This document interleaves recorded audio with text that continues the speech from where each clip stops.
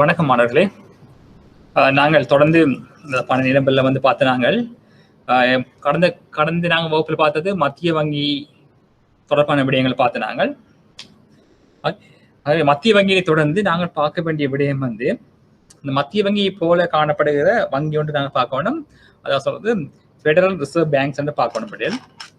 அந்த federal reserve bank என்ற செயற்பாடு, அதனுடைய நடைமுறைகள், நாங்கள் காணப்படுகின்ற நாணய சபை சம்பந்தமான விடயங்களை நாங்கள் பார்க்க வேண்டி இருக்குது. ஆகவே அதை நான் பார்ப்போம். பொழுது உங்களுக்கு தெரிய வேணும், இந்த மத்திய வங்கியின் தொழிற்பாடுகள் பார்த்த நாங்கள் இலங்கை மத்திய வங்கியின் தொழிற்பாடு பார்த்திருக்கிறோம். இலங்கை மத்திய வங்கியில காணப்படுகிற நாணய சபையை பார்த்த நாங்கள் நாணய சபையினுடைய தொழிற்பாடுகளை கொஞ்சம் நாங்கள் பார்த்த நாங்கள்.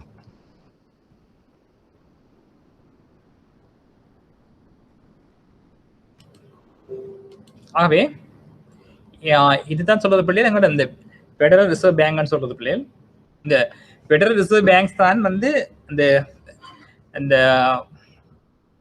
பேங்கர்ஸ் ஆஃப் அமெரிக்கான்னு சொல்லலாம். நாங்கள் வங்கிகள அமெரிக்கா வங்கிகள வங்கியால் தொழிற்படுவது வந்து இந்த ஃபெடரல் ரிசர்வ் பேங்க்ஸா இருக்கும்.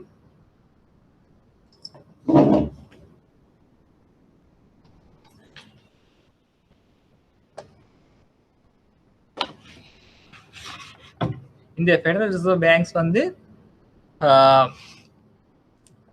அமெரிக்காவினுடைய அரசாங்கத்தினுடைய வங்கியாகவும் செயற்படும்.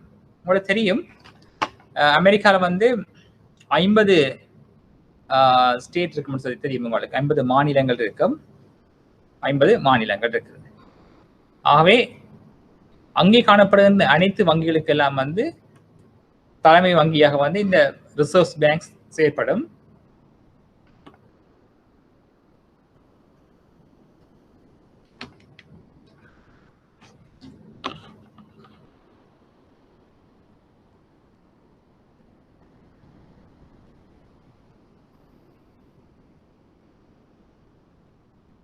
ஆகவே இந்த இலங்கையில காணப்படுகின்ற மத்திய வங்கியை போல அமெரிக்கால காணப்படுகிற வங்கி தான் ஃபெடரல் ரிசர்வ் பேங்க்ஸ். உங்களுக்கு தெரியும், இலங்கை மத்திய வங்கி எப்படி இருக்கும்னு சொன்னா, இலங்கை மத்திய வங்கி பார்த்து நாங்கள் இலங்கை மத்திய வங்கி 1949ஆம் ஆண்டு நாணய சபைக்கு கீழ், நாணய சபையின் பிரகாரம் வந்து 28ஆம் தேதி ஆகஸ்ட் மாதம் 1950ஆம் ஆண்டு உருவாக்கப்பட்ட நிதி நிறுவனம் தான் இலங்கையினுடைய மத்திய வங்கி. அப்ப இலங்கை மத்திய வங்கியினுடைய தொழிற்பாடு தெரியும் உங்களுக்கு பார்த்தா நீங்கள். அப்ப இலங்கையின் மத்திய வங்கி என்ன செய்யுதுன்னு சொன்னா, நாணயத்தினுடைய உறுதிப்பாட்டை வந்து பேணுகின்ற ஒரு செயற்பாட்டை வந்து இந்த இலங்கை மத்திய வங்கி கொண்டிருக்குது. அதே போல இங்க அமெரிக்கால காணப்படுகிற வங்கிக்கு பேர் வந்து ஃபெடரல் ரிசர்வ் பேங்க். இதனுடைய தொழிற்பாடு நாங்கள் நோக்குகின்ற பொழுது பிள்ளைகள் பாருங்க, அது அந்த அப்ப ஃபெடரல் ரிசர்வ் பேங்க் சொன்னால் என்ன சரியா? இது வந்து central bank of United States சொல்லணும். United States. அப்ப பேங்க் ஆஃப் யுனைடெட் ஸ்டேட்ஸ் சொல்றோம், அல்லது வந்து இந்த central banks of the United States or central bank of யுஎஸ்ஏன்னு சொல்லுவோம் நாங்கள் இது வந்து. ஆகவே இந்த இலங்கை மத்திய வங்கி 1950ஆம் ஆண்டு தான் உருவாக்கப்பட்டது நாணய சட்டத்தின்படி. அதாவது நாணய சட்டம் 1949ஆம் ஆண்டு நாணய சட்டத்துக்கு அமைவாக 1950ஆம் ஆண்டு உருவாக்கப்பட்டது. ஆனால் அமெரிக்கால பார்த்தீங்கன்னு சொன்னால், அமெரிக்கால வந்து 1919ஆம் ஆண்டு உருவாக்கப்பட்ட மத்திய வங்கி தான் சொல்றது ஃபெடரல் ரிசர்வ் பேங்க்னு சொல்லி அழைக்கப்படுது. அப்ப எங்கட மத்திய வங்கி 1950ஆம் ஆண்டு உருவாக்கப்பட்டது. ஆனால் ஃபெடரல் ரிசர்வ் பேங்க்ஸ் வந்து 1913ஆம் ஆண்டு உருவாக்கப்பட்டது. அப்ப அதே வேளையில வந்து இந்த ஃபெடரல் ரிசர்வ் பேங்கினுடைய நோக்கம் என்னவா இருக்கும் என்று சொன்னால், அந்த பொருளாதார உறுதிப்பாட்டினை ஏற்படுத்துவதுதான் அது நோக்கமாக காணப்பட்டது. பொருளாதார உறுதிப்பாடு, அதாவது சொல்லப்படும் stable economy for the nation சொல்றாங்க. ஆகவே நாட்டினுடைய அமெரிக்காவினுடைய பொருளாதார உறுதிப்பாட்டினை மேற்கொள்வதை நோக்கமாக கொண்டு உருவாக்கப்பட்ட வங்கிதான், மத்திய வங்கி தான் இந்த ஃபெடரல் ரிசர்வ் பேங்கா இருக்குது. அதே போல எங்கட மறக்கக்கூடாது. இலங்கை மத்திய வங்கி 1950ஆம் ஆண்டு உருவாக்கப்பட்டது. அதனுடைய நோக்கம் வந்து 2 நோக்கமா இருக்கும். ஒன்று வந்து பொருளாதார உறுதிப்பாடு, எக்கனாமிக் ஸ்டேபிலிட்டி, ஃபைனான்சியல் ஸ்டேபிலிட்டி, அதான் நோக்கமா இருக்கு. அப்ப இங்க வந்து நாணயத்தினுடைய உறுதியை வந்து பாதுகாப்பதனையும் நோக்கமாக கொண்டிருக்கும். இலங்கை நாணயத்தினுடைய பெறுமதியை வந்து பாதுகாப்பதை நோக்கமாக கொண்டிருக்கும். அதே வழியில வந்து நிதியியல் உறுதிப்பாட்டினையும் நோக்கமாக கொண்டிருக்கின்றது. அப்ப பொதுவா வந்து இலங்கை மத்திய வங்கியின் நோக்கம் என்று கேட்டால் நாங்கள் பொதுவா வந்து பிரைஸ் ஸ்டேபிலிட்டி, விலை உறுதிப்பாடு, அதே வழியில வந்து ஃபைனான்ஸ் ஸ்டேபிலிட்டி, நிதியியல் உறுதிப்பாடுன்னு சொல்லி நாங்கள் பொதுவா இலங்கையினுடைய மத்திய வங்கியின குறிக்கோள்னு சொல்ல முடியும். ஆனா பர்பஸ் ஆஃப் இந்த ஃபெடரல் ரிசர்வ் பேங்க்னு சொன்னீங்கன்னு சொன்னா அது வந்து இந்த பொருளாதார உறுதிப்பாட்டினை தான் நோக்கமாக கொண்டிருக்கின்றது. சரி, அடுத்து பார்க்க போறோம் இந்த ஃபெடரல் ரிசர்வ் பேங்க் வந்து அதனுடைய பொறுப்புகளும் அதோட கடமைகளும். அப்ப அதோட பொறுப்புகளும் கடமைகளை நாங்கள் நோக்குகின்ற பொழுது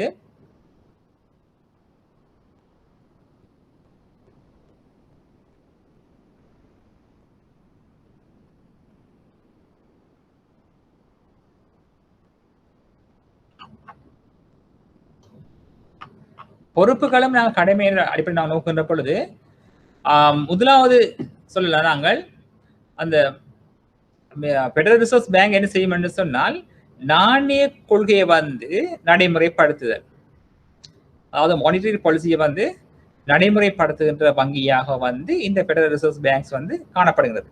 அப்ப இலங்கையிலும் அப்படித்தான் இருக்குது. இலங்கையில வந்து நாணய கொள்கையை வந்து தீர்மானிக்கிறது மற்றது அது நடைமுறைப்படுத்துகிற பொறுப்பை வந்து இலங்கை மத்திய வங்கி கொண்டிருக்கின்றது. அதே போல ஃபெடரல் ரிசர்வ் பேங்க் என்ன செய்யும் சொன்னா அமெரிக்காவினுடைய நாணய கொள்கையை வந்து தீர்மானிக்கின்ற விடயங்களை வந்து இந்த ஃபெடரல் ரிசர்வ் பேங்க் வந்து கொண்டிருக்கிறது. ஆகவே நாணய கொள்கையினை தீர்மானிக்கிறதும் நடைமுறைப்படுத்துகிற செயற்பாட்டை வந்து இந்த ஃபெடரல் ரிசர்வ் பேங்க் வந்து பிரதான நோக்கமாக கொண்டிருக்கும். அதே வேளையில வந்து அமெரிக்கால காணப்படுகின்ற வங்கிகளை வந்து வங்கிகளை வந்து ஒழுங்கமைக்கிறதும் மற்றும் மேற்பார்வை செய்கின்ற தொழிற்பாட்டையும் வந்து இந்த ஃபெடரல் ரிசர்வ் பேங்க்ஸ் வந்து பிரதான தொழிற்பாடாக கொண்டிருக்கிறது. அதே போல வந்து அந்த நாடுகள் அந்த நாட்டில வந்து அமெரிக்காவில் காணப்படுகின்ற கொடுக்கல் வாங்கல் தொழிற்பாட்டை வந்து மேற்கொள்ளுகிற விடயங்களை வந்து இந்த ஃபெடரல் ரிசர்வ் பேங்க் கொண்டிருக்கிறது. ஆகவே ஃபெடரல் ரிசர்வ் பேங்கினுடைய தொழிற்பாடு கடமைகள் என்று கேட்டால் இங்க சொல்லுவாங்க, முதலாவது சொல்ல வேண்டிய விடயம் வந்து நாணய கொள்கையினை நடைமுறைப்படுத்துதல், இரண்டாவது வங்கித்துறைகளை வந்து ஒழுங்குபடுத்துறதும் மேற்பார்வை செய்தலும், மூன்றாவது சொல்லலாம் வந்து தேசிய ரீதியிலான கொடுக்கல் வாங்கல் முறைமைகளை வந்து தொழிற்படுத்துதல். அதாவது ஏராளமான வங்கிகள் காணப்படுகின்றது, ஏராளமான வங்கிகளுக்கு இடையே காணப்படுகின்ற கொடுக்கல் வாங்கல்களை வந்து தேசிய ரீதியில வந்து ஒழுங்குபடுத்தும் நடவடிக்கையை வந்து இந்த ஃபெடரல் ரிசர்வ் பேங்க்ஸ் வந்து மேற்கொள்கின்றது.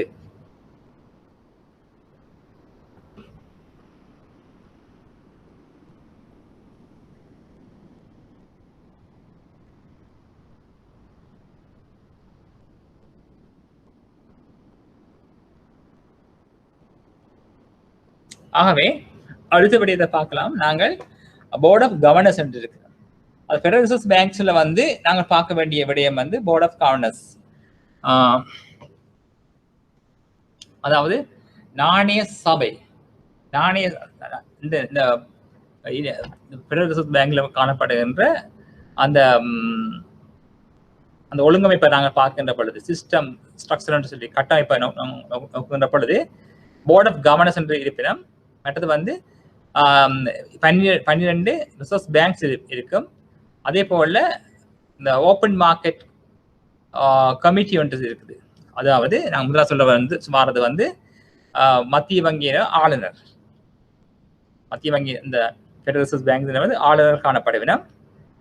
அதாவது ஃபெடரல் ரிசர்வ் பேங்கினுடைய கட்டமைப்பினை நாங்கள் நோக்குகின்ற பொழுது எடுத்தோம்னு சொன்னா அதுல வந்து அந்த ஃபெடரல் ரிசர்வ் பேங்கினுடைய ஆளுநர்கள் அதுல மேலதிகமாக 12 ரிசர்வ் பேங்க்ஸ் இருக்கும். மூன்றாவது அந்த பகிரங்க சந்தை குழு கொண்டு இருக்கும். அங்க வந்து பகிரங்க சந்தை நடவடிக்கை தொடர்பாக மேற்கொள்கிற குழு, அதாவது பெடரல் இந்த ஓப்பன் மார்க்கெட் கமிட்டி என்று சொல்லி ஒன்று இருக்குது. கமிட்டி இருக்குது, மற்றது ரிசர்வ் பேங்க்ஸ் 12 இருக்குது, மற்றது ஆளுநர்கள் இருப்பினர். இந்த போர்ட் ஆஃப் கவர்னன்ஸ் நாங்கள் நோக்குகின்ற பொழுது, போர்ட் ஆஃப் கவர்னன்ஸ் இங்க பார்த்தோம்னு சொன்னா 7 உறுப்பினர்கள் காணப்படுவார்கள் அந்த போர்ட் ஆஃப் கவர்னன்ஸ்ல வந்து. முதல்ல அதுல வந்து பார்த்தீங்கன்னு சொன்னால் ஜனாதிபதியால் நியமிக்கப்பட்ட ஒரு கவர்னர், அவர் உறுப்பினர் இருப்பார், போர்ட் ஆஃப் கவர்னர் இருப்பார். யாருன்னு சொன்னா 3 இல்ல பாத்தீங்கன்னு சொன்னா போர்ட் ஆஃப் கவர்னன்ஸ் பார்க்க ஒன்று வந்து ஜனாதிபதியால நியமிக்கப்படுகிற நபர்கள் இருக்கிறோமா, இது வந்து ஜனாதிபதி சம்பந்தமானது, இது வந்து பேங்க் சம்பந்தப்பட்டது, கமிட்டி சம்பந்தப்பட்டது, 3வது சொல்லப்பட்டது. இதுல வந்து 7 உறுப்பினர்கள் காணப்படும். இதுல வந்து கவர்னன்ஸ்ல வந்து முதலாவது வந்து ஜனாதிபதியினால் நியமிக்கப்பட்டவர் ஒரு ஆள் காணப்படுவர். மற்றது வந்து செனட் சபையால ஜனாதிபதியால நியமிக்கப்பட்டவர். இது அந்த நியமிக்கப்பட்டவர் வந்து செனட் சபையால வந்து அங்கீகரிக்கப்பட்டவர்.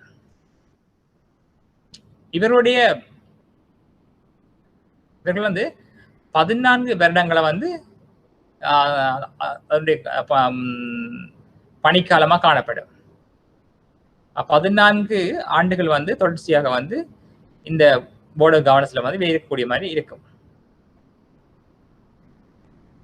மேலதிகமாக இந்த போர்ட் ஆஃப் கவர்னன்ஸ் இந்த செயற்பாட்டை நாங்கள் நோக்குகின்ற பொழுது, இவர்கள் வந்து இந்த பொருளாதார அபிவிருத்தி சம்பந்தமாக வந்து ஆய்வு நடவடிக்கைகளை மேற்கொள்கிறார். அப்ப இந்த போர்ட் ஆஃப் கவர்னன்ஸ்ல வந்து 7 மெம்பர்கள் உறுப்பினர்கள் காணப்படுவார்களாம். 7 உறுப்பினர்கள்.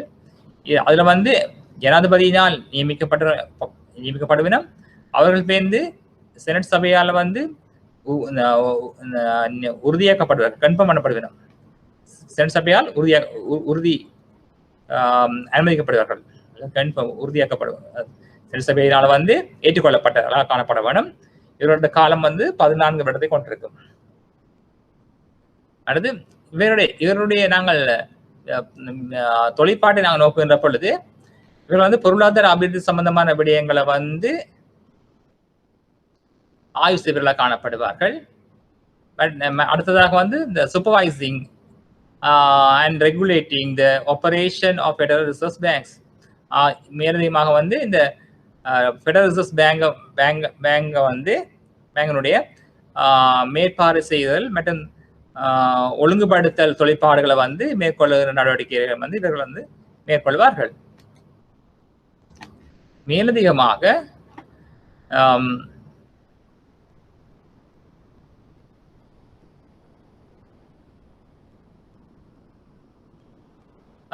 அடுத்ததாக வந்து இந்த வங்கி வீதம் அல்லது வட்டி வீதங்கள் போன்றவற்றை வந்து மாற்றி அமைக்கின்ற செயற்பாட்டிலேயும் வந்து இந்த ஆளுநர்கள் வந்து ஈடுபட வேண்டும். ஆகவே இந்த போர்ட் ஆஃப் கவர்னன்ஸ் நாங்கள் எடுத்து நோக்குகிற பொழுது, இந்த 7 உறுப்பினர்கள் வந்து ஜனாதிபதியால வந்து நியமிக்கப்படுவார்கள். இவர்கள் வந்து செனட் சபையால வந்து ஏற்றுக்கொள்ளப்பட வேணும். அடுத்து 14 வருடங்களை வந்து இவர்கள் சேவை காலமாக கொண்டிருப்பார்கள். அப்ப இந்த குழுவின் இந்த கவர்னன்ஸ் நோக்கம் வந்து பணிகள் வந்து பொருளாதார அபிவிருத்தி தொடர்பாக வந்து ஆய்வு நடவடிக்கைகளை மேற்கொள்ளுதல், மற்றது வந்து அந்த ஃபெடரல் ரிசர்வ் பேங்கை வந்து மேற்பார்வை செய்தல், ஒழுங்கமைத்தல் மற்ற தொழிற்பாடுகளை மேற்கொள்ளுகின்ற நடவடிக்கைகளில் இவர்கள் ஈடுபடுவார்கள். அடுத்தது வந்து இந்த அந்த கொடுக்கல் வாங்கல் தொழிற்பாடுகளுக்கு அதை நிறைவேற்றுகின்ற செயற்பாடுக்கு பொறுப்பு வாய்ந்தவர்களாக காணப்படுவார்கள் வந்து.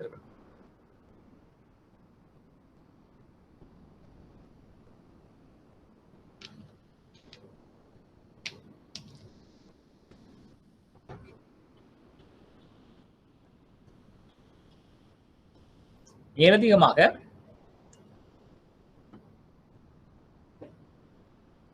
மேலதிகமாக இந்த வாடிக்கையாளருடைய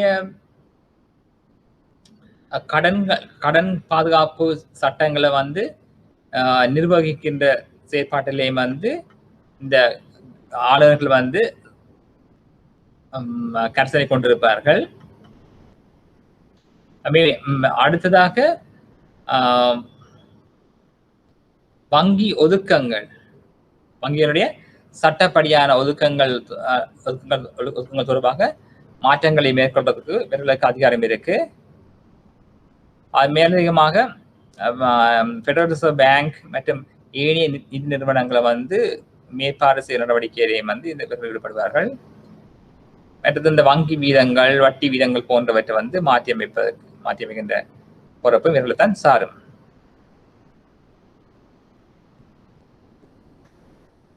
ஆகவே முதலில் நாங்கள் முதலிருந்து பார்ப்போம்டா, இது வந்து ஃபெடரல் ரிசர்வ் பேங்க், இது வந்து மத்திய வங்கி போன்று செயற்படுகின்ற யுஎஸ்ஏ காலில் காணப்படுகின்ற வங்கி, அதாவது ஐக்கிய அமெரிக்காவில் காணப்படுகின்ற தலைமை வங்கி, அதாவது இப்படி நாங்கள் அழைக்கலாம் மத்திய வங்கி, அதாவது மத்திய வங்கியினை போன்று காணப்படுகின்ற ஐக்கிய அமெரிக்கா காணப்படுகிற வங்கி தான் இந்த ஃபெடரல் ரிசர்வ் பேங்க். இது வந்து 1913ஆம் ஆண்டு உருவாக்கப்பட்டது. இதனுடைய நோக்கம் வந்து பொருளாதார உறுதிப்பாட்டினை பண்ணுவதாக காணப்படும். இந்த வங்கியின் கடமைகளையும் பொறுப்புகளையும் நாங்கள் நோக்குகின்ற பொழுது நாணய கொள்கையை வந்து நடைமுறைப்படுத்துறது, அடுத்தது வந்து வங்கித்துறைகளை வந்து மேற்பார்வை செய்தல், தேசிய ரீதியில் கொடுக்கல் வாங்கல் தொழிற்பாடுகளை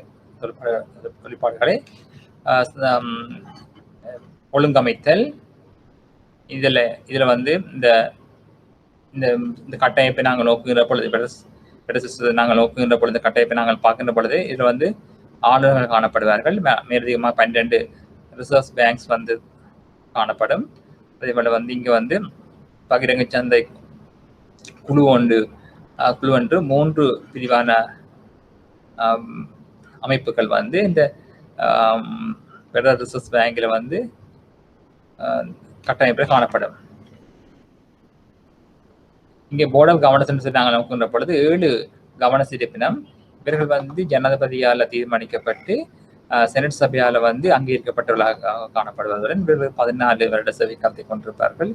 இவர்கள் இந்த நோக்கத்தை நாங்கள் நோக்குகின்றது, கடமையை நாங்கள் பார்க்கின்ற பொழுது இவர்களால் வந்து பொருளாதார அபிவிருத்தி தொடர்பான ஆய்வுகளை மேற்கொள்வார்கள். மேலதிகமாக அந்த ஃபெடரல் ரிசர்வ் பேங்கை வந்து பேங்கினுடைய தொழிற்பாடுகளை வந்து மற்ற ஒழுங்குகளை வந்து மேற்பார்வை செய்கின்ற நடவடிக்கையிலும் இவர்கள் ஈடுபடுவார்கள். மேலதிகமாக வந்து தேசிய ரீதியிலான கொடுப்பனவுகளுக்கு வந்து தேசிய ரீதியான நாட்டினுடைய கொடுப்பனவுகளுக்கு வந்து பொறுப்பு வாய்ந்தவர்களாக இவர்கள் காணப்படுவார்கள். அதே வேளையில வந்து அந்த நுகர்வோருடைய கடன்களை பாதுகாக்கின்ற சட்டத்தை வந்து நடைமுறைப்படுத்துகிற செயற்பாட்டில் இவர்கள் ஈடுபடுவார்கள். அடுத்ததாக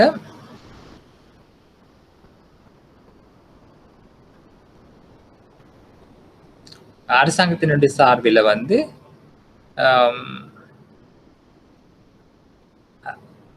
அரசாங்கத்தின் சார்பில் வந்து வங்கிகளுடைய ஒதுக்கி வீதங்களை வந்து மாற்றத்தை ஏற்படுத்த காணப்படுவார்கள். மேலதிகமாக ஃபெடரல் வங்கிகளை வந்து மேற்பார்வை செய்கின்ற செயற்பாட்டில் இந்த ஃபெடரல் ரிசர்வ் பேங்க் காணப்படுகின்றது. மேலதிகமாக வட்டி வீதங்கள் போன்றவற்றில் மாற்றங்களை மேற்கொள்ளக்கூடிய அதிகாரத்தை இந்த ஃபெடரல் ரிசர்வ் பேங்கினுடைய கவர்னர்ஸ் வந்து கொண்டிருப்பார்கள்.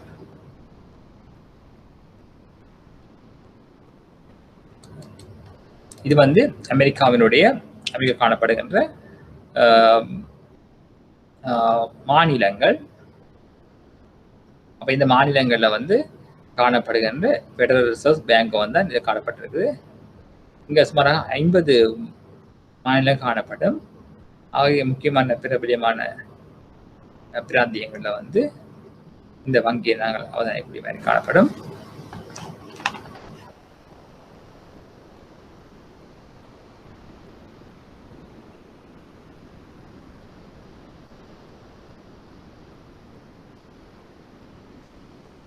அடுத்ததாக பார்த்தோம்னா ஃபெடரல் ரிசர்வ் பேங்க்.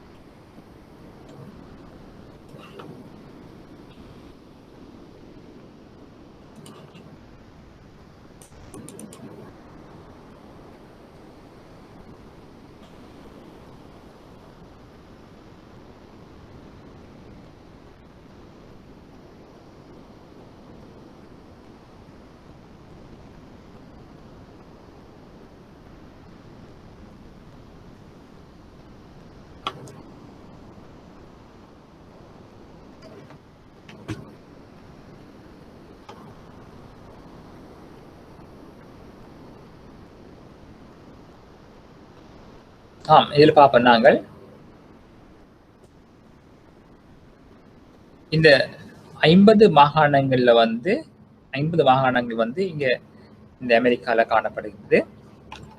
அந்த மாகாணங்கள்ல வந்து காணப்படுகின்ற வங்கிகள் தான் நீங்க குறிப்பிட காட்டியிருக்கணும். இங்க சில மாகாணங்கள்ல வந்து அதிகளவான ஃபெடரல் ரிசர்வ் பேங்க்ஸ் வந்து காணப்படுறீங்க. இங்க அது அமர்ந்து இங்க இந்த துறைமுக நகர் என்று சொல்லி அழைக்கப்படுற இடங்கள்ல அதிகளவான பாஸ்டன், நியூயார்க்,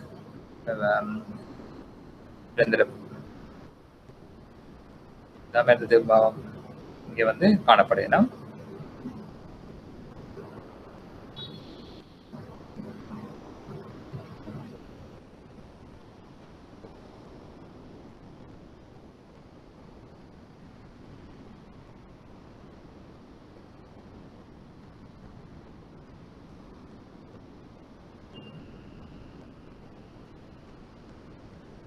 இதை கொஞ்சம் கவனிக்கவும். நீங்கள் அந்த ஃபெடரல் ஓப்பன் மார்க்கெட் கமிட்டி என்று கேள்விப்பட்டிருப்பீங்கள். அந்த ஃபெடரல் ஓப்பன் மார்க்கெட் கமிட்டி என்று நாங்கள் நோக்குகின்ற பொழுது உங்களுக்கு தெரியும், நீங்க பார்த்திருப்பீங்கள். இந்த அப்படின்னு சொன்னா ஓப்பன் மார்க்கெட் கமிட்டி என்று சொன்னா உங்களுக்கு தெரியும், திறந்த சந்தை தொழிற்பாடுகளை மேற்கொள்கின்ற அந்த அமைப்பைத்தான் கமிட்டியைத்தான் நாங்கள் குழுவைத்தான் சொல்றது ஓப்பன் மார்க்கெட் கமிட்டி என்று அழைக்கின்றோம். அதாவது கவனிக்கவனம் ஓப்பன் மார்க்கெட் கமிட்டி. அப்ப இங்க வந்து ஃபெடரல் ஓப்பன் மார்க்கெட் கமிட்டி சொன்னா திறந்த சந்தை நடவடிக்கைகளை கவனிக்கின்ற ஒரு குழு. அதாவது பகிரங்க சந்தை ஆணைக்குழு அல்லது குழுன்னு சொல்லி அழைக்கலாம் நாங்கள். பகிரங்க சந்தை குழு தமிழ் சொல்றேன்னு சொன்னா. அப்ப திறந்த சந்தை என்று சொன்னா நம்ம நாங்கள் விளங்கிக் கொள்ள வேண்டும். இந்த திறந்த சந்தை தொழிற்பாடு என்பது பொதுவாக வங்கிகளுக்கு இடையிலான அந்த பணச்சந்தையில் அந்த பணத்தொகையினை விரிவுபடுத்தும் அல்லது சுருக்கும் பொருட்டு திறந்த சந்தையில வந்து தற்காலிக அடிப்படையில் அல்லது நிரந்தர அடிப்படையில் நிதிய சொத்துக்களை வாங்குவதனை அல்லது விற்பதனை இது வந்து குறிக்கின்றது. அதாவது இந்த பகிரங்க சந்தையில வந்து அந்த பண நிரம்பலை அதிகரித்தல் அல்லது குறைக்கிற நடவடிக்கையில ஈடுபடும் நடவடிக்கை தான் இதுக்கு வந்து காட்டுகின்றது. அதாவது இந்த பணச்சந்தையில வந்து இந்த பணத்தொகையினை விரிவுபடுத்தும் அல்லது சுருக்கும் பொருட்டு சந்தை தற்காலிக அடிப்படையில் அல்லது நிரந்தர அடிப்படையில வந்து நிதிய சொத்துக்களை வாங்குவதனையும் அல்லது விற்பனையும் நோக்கமாக கொண்டதான் இந்த திறந்த சந்தை நடவடிக்கைன்னு சொல்லி நாங்கள் சொல்லலாம், அல்ல ஓப்பன் மார்க்கெட் சொல்லலாம். அப்ப இங்க வந்து இந்த பகிரங்க சந்தை நடவடிக்கையில வந்து இந்த அரசாங்கம் என்ன செய்யும்னு சொன்னா தமக்கு தேவையான நிதியை வந்து இந்த திரைசேரி உண்டியல்ல வந்து வழங்குவதன் ஊடாக தனக்கு தேவையான பணத்தை வந்து பெற்றுக்கொள்ளலாம். அதே போல இந்த இந்த பகிரங்க சந்தை நடவடிக்கையில இந்த திரைசேரி உண்டியலை வந்து கொள்வனவு மற்றும் விற்பனை செய்யும் நடவடிக்கை தான் நாங்க சொல்றது ஓப்பன் மார்க்கெட் ஆபரேஷன் சொல்றது பகிரங்க சந்தை நடவடிக்கைன்னு சொல்லுறது நாங்க நீங்க. அப்ப இதை நாங்கள் இலங்கையோடு தொடர்படுத்தி நாங்கள் ஒப்புகின்ற பொழுது இந்த திறந்த சந்தை தொழிற்பாடுகளை வந்து இலங்கை மத்திய வங்கி தேவையான மட்டத்துக்கு வந்து அழைப்பு வீதத்தினை விரிவுபடுத்தும் விதத்துல வந்து விடயத்தினை பொறுத்து ஒன்றில் சந்தைக்கு திரவத்தன்மை உட்புகுத்தலாம் அல்லது சந்தையிலிருந்து திரவத்தன்மையினை வந்து ஈர்த்து கொள்ளலாம். அப்ப பிணையங்களை கொள்வன செய்வது வங்கி தொழில் முறைமைக்குள் வந்து பணத்தின் உள் சேர்ந்த வேலையில் இந்த பிணையங்கள் விற்பனை செய்து அதற்கு எதிர்மாறதாக அமையும்.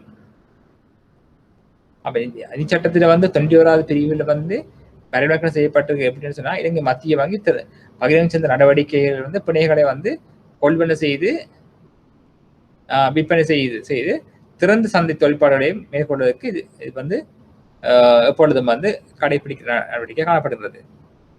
ஆகவே இந்த பகிரங்க சந்தை நடவடிக்கையில வந்து உண்டியர்கள் ஆவணங்கள் போன்றவற்றை வந்து விற்பனை செய்கிறதும் அதை கொள்வன செய்யும் நடவடிக்கை தான் இந்த பகிரங்க சந்தை ஆணைக்குழு கொண்டிருக்கும்.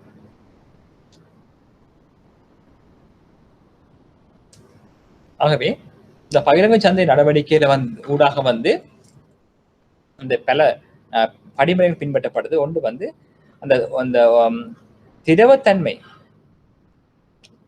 வந்து இங்க வந்து எதிர் கூறப்படும் அல்லது அதிகரிக்கலாம் அல்லது குறையலாம்னு சொல்லி எதிர் கூறப்படுவதாக காணப்படும்.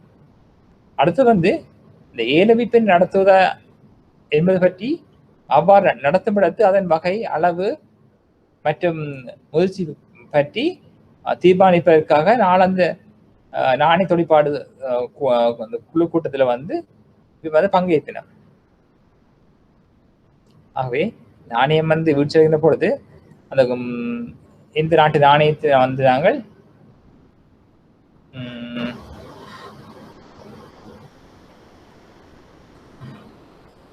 இந்த நாட்டு நாணயத்தை நாங்கள் ஈடு செய்கிறது இந்த நாட்டு நாணயத்தை பயன்படுத்தி அந்த சந்தையை வந்து நாங்கள் பாதுகாக்கிறோம்னு சொல்லி நாங்கள் தீர்மானிக்கலாம் இங்க வந்து. ஆகவே இந்த ஓப்பன் மார்க்கெட் ஆபரேஷன்ல வந்து உண்டியலாளங்களை விற்பனை செய்யலாம் அல்லது கொள்வனை செய்யலாம். அதாவது உண்டியலாளங்களை வந்து விற்பனை செய்கின்ற பொழுது அந்த அந்த சந்தையிலிருந்து பொருட்கள் சந்தையிலிருந்து இந்த இந்திய சந்தையை விட்டு வெளியேறி மத்திய வங்கி போய் சேரும். அவ்வாறு சந்தையில போய் சேருகின்ற பொழுது உடனடியாக வந்து பணவீக்கம் ஏற்பட மாட்டாது.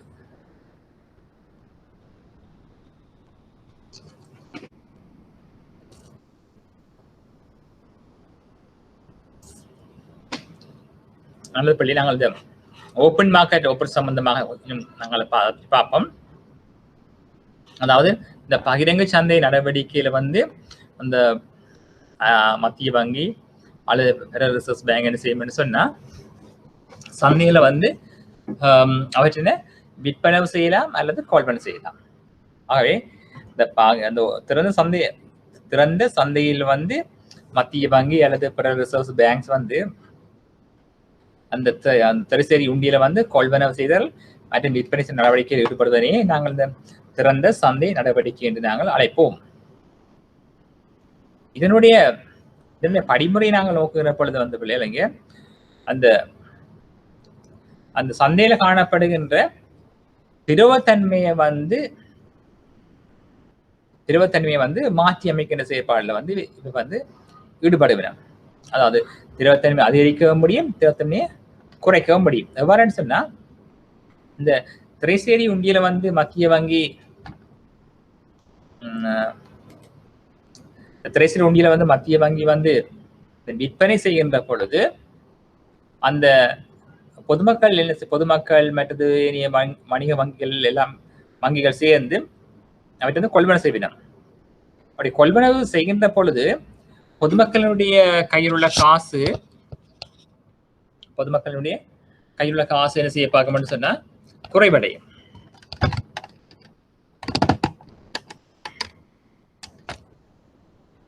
பொதுமக்களுடைய கையில் உள்ள காசு குறைவடையும். அப்படின்னா இந்த திரைசீர் உண்டியல பொதுமக்கள் வாங்குகிறோம். பொதுமக்கள் திரைசீர் உண்டியல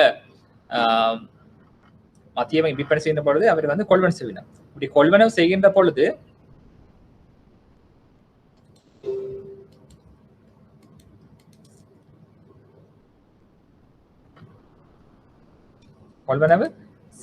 பொழுது அந்த பொதுமக்கள கையில் இருந்த பணமும் மற்றது மத்திய வங்கியில இந்த வணிக வங்கியில் இருக்கிற பணம் என்ன செய்யும் சொன்னா மத்திய வங்கிக்கு போச்சு. இவ்வாறு செய்கின்ற பொழுது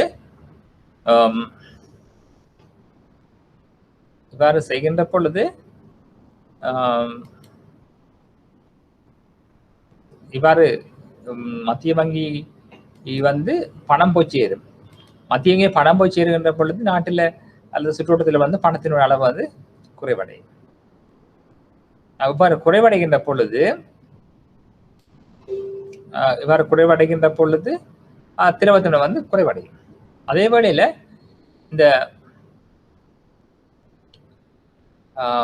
இந்த மத்திய வங்கி வந்து அந்த திரைசீருடைய கொள்வனவு செய்யும் என்று பார்த்தீங்கன்னு சொன்னால் கொள்வனவு செய்கின்ற பொழுது மத்திய வங்கி அந்த உண்டியை கொள்ளை செய்வதற்காக பொதுமக்களுக்கும் அந்த வங்கிகளுக்கும் வந்து பணத்தை கொடுக்கும்.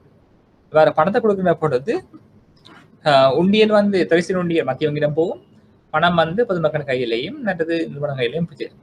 இவ்வாறு இருக்கின்ற பொழுது பொதுமக்கள் கையில காசு போய் அதிகரிக்கின்ற பொழுது பொதுமக்கள் பொருட்கள் செய்வதற்கான கேள்வி அதிகரிக்கும். கேள்வி அதிகரிக்கின்ற பொழுது சந்தையில வந்து நிரம்பல் அதிகரிக்காத சந்தர்ப்பத்தில் பொருள் நிலை வந்து அதிகரிக்கும். ஓப்பன் மார்க்கெட் ஆப்பர்ச்சுனிட்டி சொல்லி அழைக்கப்படும். அது திறந்த சந்தை தொழிற்பாடுன்னு சொல்லி நாங்கள் அழைப்போம். அதனுடைய படிமுறை நாங்கள் பார்த்தோம்னு சொன்னால் அந்த திரவத்தன்மையை வந்து எதிர்கூறுறது முதலாவது சந்தையில வந்து திரவத்தன்மையை ஏற்படுமா இல்லை குறையுமான்னு சொல்லி நாங்கள் வந்து எதிர்கூறுறது. இன்னும் என்ன செய்யலாம்னு சொன்னா நாங்கள் இந்த திரைசீர் உண்டியலை வந்து நாங்கள் உண்டியலை விற்பனை செய்வது நாங்கள் ஏலங்கள் நடத்துவது சம்பந்தமாக திட்டமிடுவார்கள். அதாவது எவ்வளவு நாங்கள் விற்க போறோம், என்ன வகையான உண்டியல் விற்க போறோம் சொல்லி பொதுமக்களுக்கு வந்து அது தொடர்பான விழிப்புணர்வை ஏற்படுத்த வேணும்.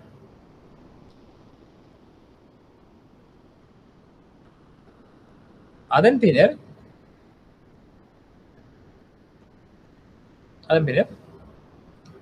இலத்திரனியல் விலை குறிப்பிட்டு இந்த நடைமுறையின் ஊடாக வந்து நாணய தொழிற்பாட்டு குழுவின் தீர்மானம் பற்றி சந்தைக்கு அறிவிப்பினர். பின்னர் என்ன செய்யணும்னு சொன்னா அந்த புதிய நாணயங்களை வெளியீடு சம்பந்தமாக வந்து அவர்கள் வந்து அரசாங்கத்துக்கு வந்து அறிவிக்க வேண்டும்.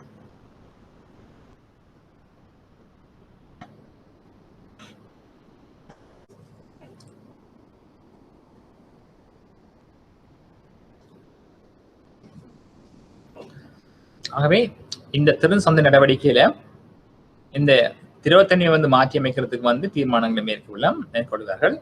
பிறகு அந்த உண்டியலை வந்து ஏலத்தை நடத்துறது சம்பந்தமாக வந்து தீர்மானங்கள் மேற்கொள்ளும். அவர் ஏலத்தை எவ்வாறு நடத்துறது, எவ்வளவு பணம் நாங்கள் திரட்ட போறோம், அதுக்கு எவ்வளவு வட்டி கொடுக்கறது, எவ்வளவு கால முதிர்வு காலத்தை கொண்டிருக்கும் என்று சொல்லி பல்வேறு வகையான தீர்மானங்கள் வந்து இங்க வந்து மேற்கொள்ளப்படும். அடுத்தது வந்து பிள்ளைகள் இந்த இலத்திரனியல் இந்த விலையை குறிப்பிட்டு தான் இந்த நாணய தொழிற்பாடு நாணய குழுவால இந்த வந்து தீர்மானங்கள் மேற்கொள்ளப்படும். அந்த ஏலம் நடத்தப்படும் இடத்து இந்த பங்கேற்கின்ற நிறுவனங்களிடமிருந்து விலைகள் வந்து குறியிடப்பட்டு மத்திய நாணய சபைக்கு வந்து அறிவிக்கப்படும். மேலும் ஏலத்தின் பெறுபவர்கள் மீது நாணய தொழிற்பாட்டு குழுவினால் தீர்மானங்கள் மேற்கொள்ளப்படும். மேலதிகமாக வந்து இந்த பங்கேற்கும் நிதி நிறுவனங்கள் அல்லது மேலதிக திரவத்தன்மையை தேவைப்பாடுகளை வந்து பூச்சுவதற்கு கிடைக்கத்தக்கதாக உள்ள துணைநிலை வசதிகளை வந்து ஏற்படுத்தி பயன்படுத்தி கொள்ள வேண்டும். இந்த திறசந்தை நடவடிக்கையில வந்து இந்த பயன்படுத்தப்பட்ட சாதனங்களை கொஞ்சம் நாங்கள் பார்த்துருப்போம்னு சொன்னால் திறசந்தை நடவடிக்கையில பயன்படுத்தப்பட்ட சாதனங்கள்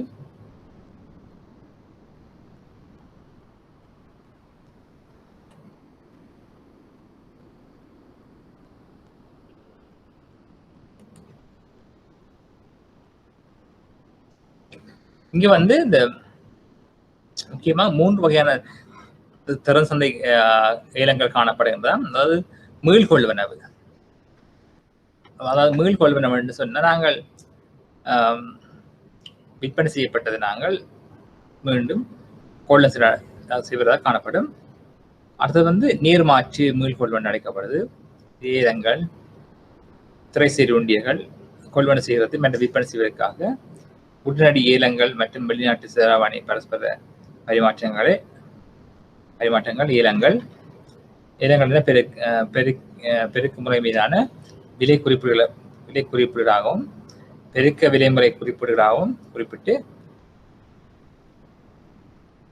பணச்சந்தையில பங்கேற்பாளர் ஒவ்வொரு குறுங்கால ஏலங்களிலும் 3 பேர்களை குறிப்பிடப்பட்டு ஒவ்வொரு 2 நிறுவனங்கள் 2 ஏலங்களிலும் 6 இந்த விலை குறிப்புகளையும் சமர்ப்பிக்க முடியும். வெற்றி பெற்ற விலை குறிப்பிட்டாளர்கள் தொடர்பாக ஏலங்களில் குறிப்பிடப்பட்ட வீதங்கள் தமது கோரிக்கை வந்து வைக்க வேண்டும் சொல்லி குறிப்பிடப்பட்டிருக்குது. ஆகவே இந்த பகிரங்க சந்தை நடவடிக்கை வந்து பொருளாதாரத்தில் வந்து காணப்படும் குறைபாடு நீக்கி ஒரு உறுதித்தன்மை ஏற்படுத்துவதற்கு இந்த சாதனம் வந்து பயன்படுத்தப்படுகின்றது. இந்த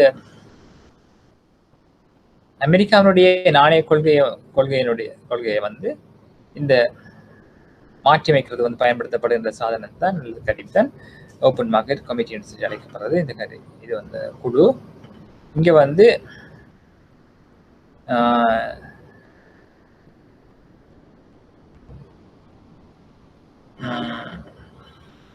இங்க வந்து சொல்லப்படுது அவருக்கு கீழே வந்து இந்த ஓப்பன் மார்க்கெட் ஆபரேஷன் கமிட்டி கீழே வந்து 7 கவர்னர் இருப்பினம் இல்லையா, 7 கவர்னர்ஸ் இருப்பினம்.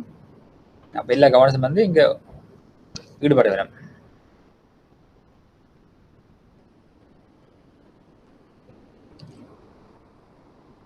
இங்க வந்து 5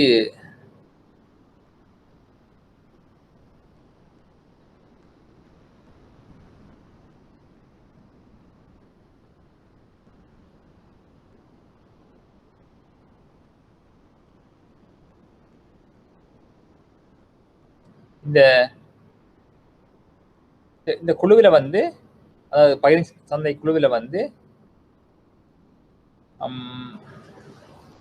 நாட்டின் இந்த அமெரிக்காவினுடைய அரசாங்கம்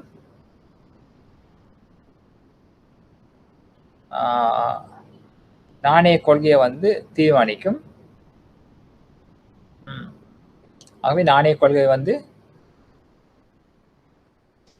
இந்த நாணய கொள்கையை வந்து தீர்மானிக்கின்ற அமைப்பாக வந்து இந்த ஓப்பன் மார்க்கெட் கமிட்டி இந்த பகிரங்க சந்தை குழு வந்து தீர்மானிக்கும். இங்க வந்து 7 ஆளுநர்கள் காணப்படுவார்கள்.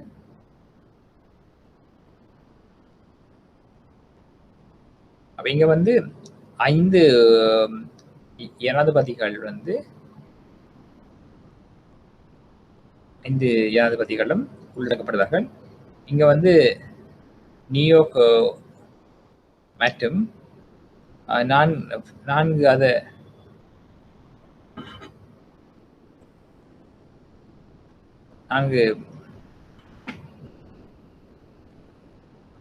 அதன் நிறுவனங்களும் காணப்படும்.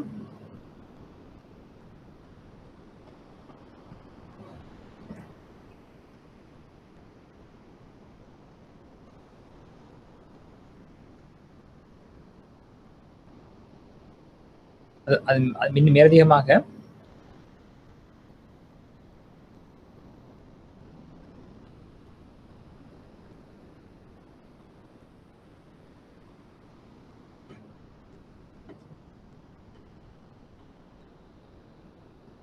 இங்க வந்து இந்த வாக்களிக்க முடியாத தலைவர்களும் வந்து இதுல வந்து பங்கு பெற்றுவார்கள்.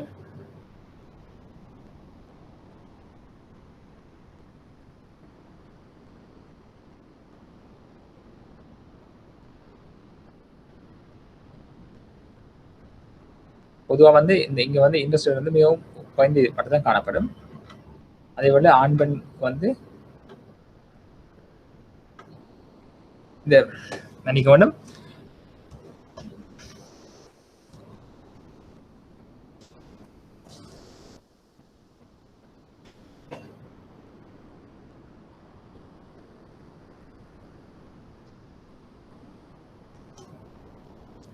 இந்த 12 அங்கத்தொலை கொண்ட ஓப்பன் இந்த திறன் சந்தை குழுவினால வந்து இந்த வட்டி வீதங்கள் சம்பந்தமான தீர்மானங்கள் வந்து இங்கு மேற்கொள்ளப்பட்டதாக காணப்படும். மேலதிகமாக பார்க்கலாம் நாங்கள் இங்க நாணய கொள்கையினுடைய நோக்கங்கள் என்னன்னு சொல்லி பார்க்கலாம் நாங்கள்.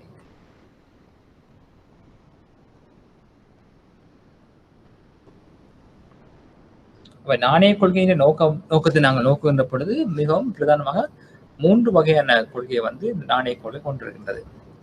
ஒன்று சொல்லப்பட்டது இருக்குது, நிறை தொழில் மட்டத்தை வந்து ஏற்படுத்த வேண்டும். அப்ப அதுக்கு என்ன தேவை என்று சொன்னால் பொருளாதார வளர்ச்சி பண்ண.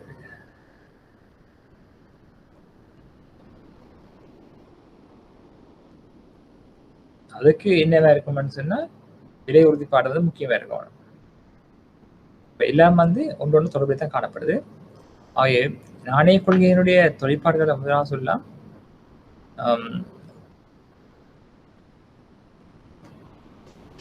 அங்கே 3 பிரதானமான நாணய கொள்கைகள் காணப்படுகிறது.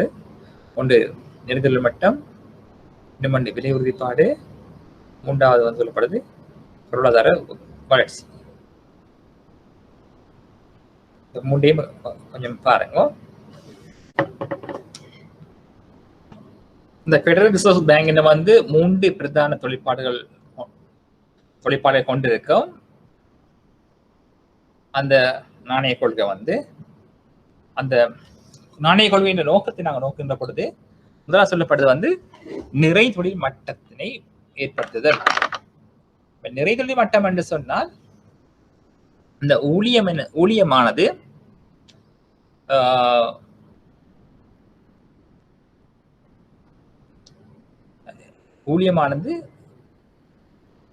வேலை வாய்ப்பை பெற்றிருக்கும். அதாவது நாட்டுல வந்து எல்லா வளங்களும், நாட்டில் காணப்படுகிற எல்லா வளங்களும் உற்பத்தி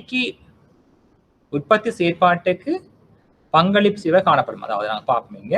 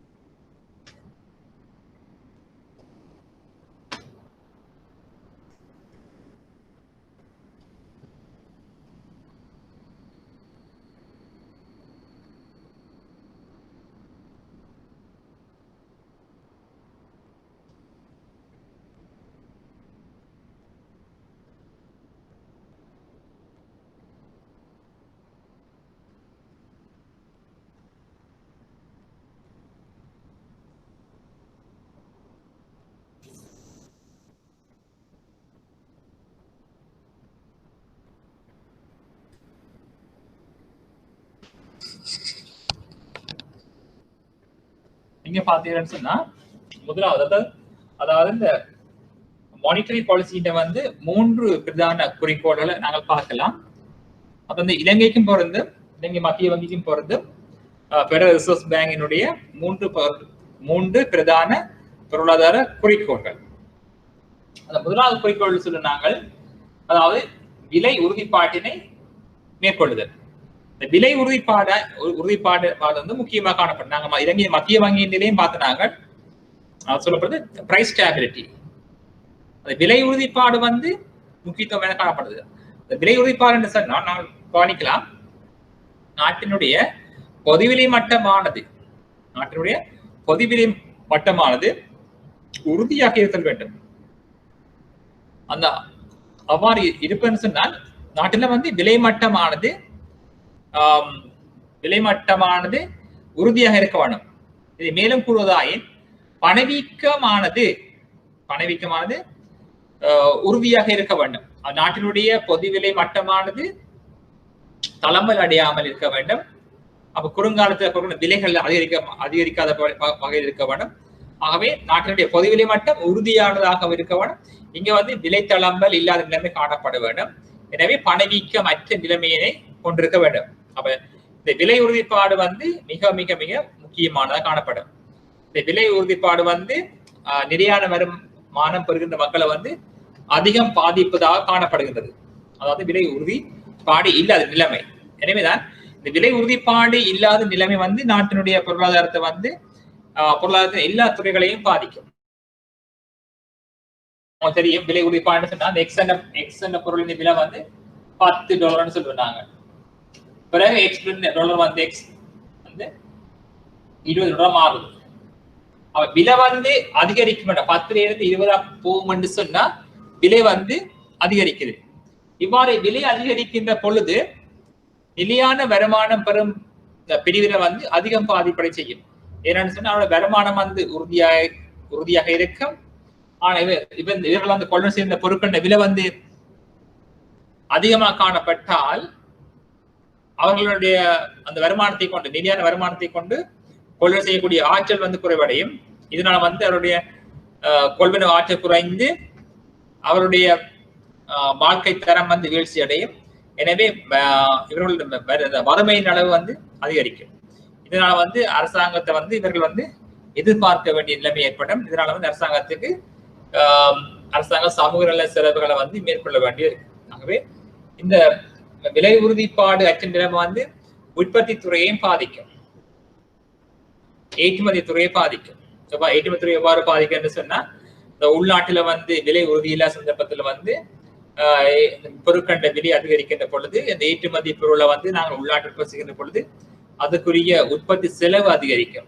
இவ்வாறு உற்பத்தி செலவு அதிகரிக்கின்ற பொழுது ஏற்றுமதி பொருளின் விலை உலக சந்தையில் அதிகரிக்கும்.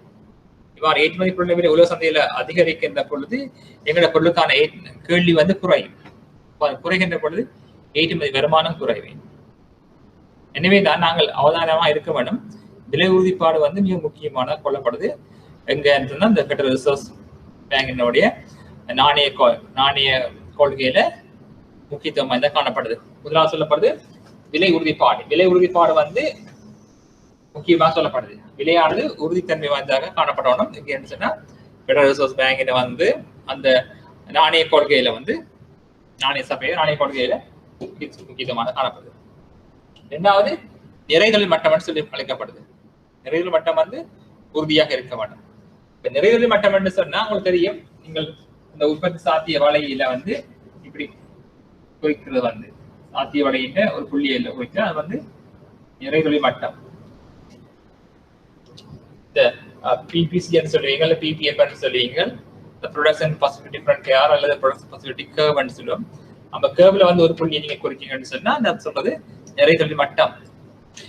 நிறைதொழில் மட்டம் என்று சொன்னா எல்லா உற்பத்தி காரணிகளும் பொருட்கள் உற்பத்திக்கு பங்களிப்பு சேவையாக காணப்பட்டால் அதை நாங்கள் அழைக்கிறது நிறைதொழில் மட்டம். அதாவது பொருளாதாரத்துல அனைத்து காரணிகளும் உற்பத்தி காரணிகள் முழுமையாக உற்பத்தி முயற்சிக்கு பங்களிப்பு செய்கின்ற நடவடிக்கை நாங்க சொல்றது நிறைதொழில் மட்டம். இங்க அன்எம்ப்ளாய்மெண்ட், அப்ப எல்லா வளங்களும் உற்பத்தி பயன்படுத்தப்பட்டா அது எந்த நாங்க சொல்றது நிறைதொழில் மட்டம் சொல்லி நாங்கள் அழைக்கின்றோம். மூன்றாவது குறிக்கோள் sustainable economic growth. Sustainable economic growth. இந்த பொருளாதார வளர்ச்சி அடிக்கடி தளம்பட அடையக்கூடாது. எக்கனாமிக் growth ஒரு சீரான வேகத்துல அதிகரிச்சு கொண்டு போறது நல்ல. சில வழி அதிகரிக்கிறது, குறையிறது, மைனஸுக்கு வர்றது, அதெல்லாம் தளம்பல் அடைய கூட இருக்கணும். ஆகவே பொருளாதார வளர்ச்சி மிகவும் மிகவும் ஒரு உறுதியான போக்குல வளர்ச்சி அடைந்து போகக்கூடிய வகையில இருக்க வேண்டும். எக்கனாமிக் growth ஸ்டேபிளாக இருக்க வேண்டும். ஆகவே இந்த பெடரல் ரிசர்வ் பேங்கினுடைய அந்த மானிட்டரி பாலிசியில சொல்லப்படுது, முதலாவது நோக்கம் சஸ்டைனபிள் பிரைஸ் சொல்றது. விலை உறுதிப்பாடா இருக்க வேணும். அடுத்தது அந்த நிறைகள் மட்ட நிலைமை வந்து ஏற்பட வேணும். அடுத்து வந்து பொருளாதார உறுதிப்பாடு இருக்க வேண்டும் சொல்லி அழைக்கப்படுது.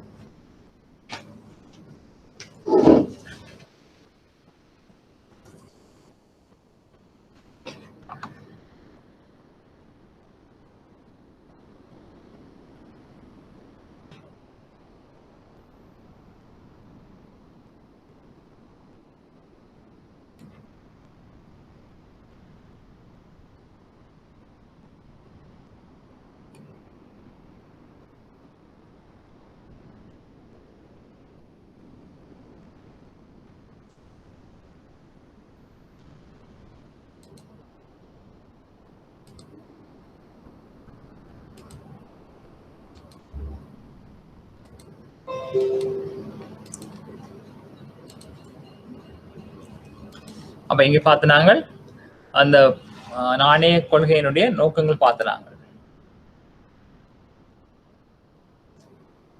அடுத்து பார்க்கலாம். இங்க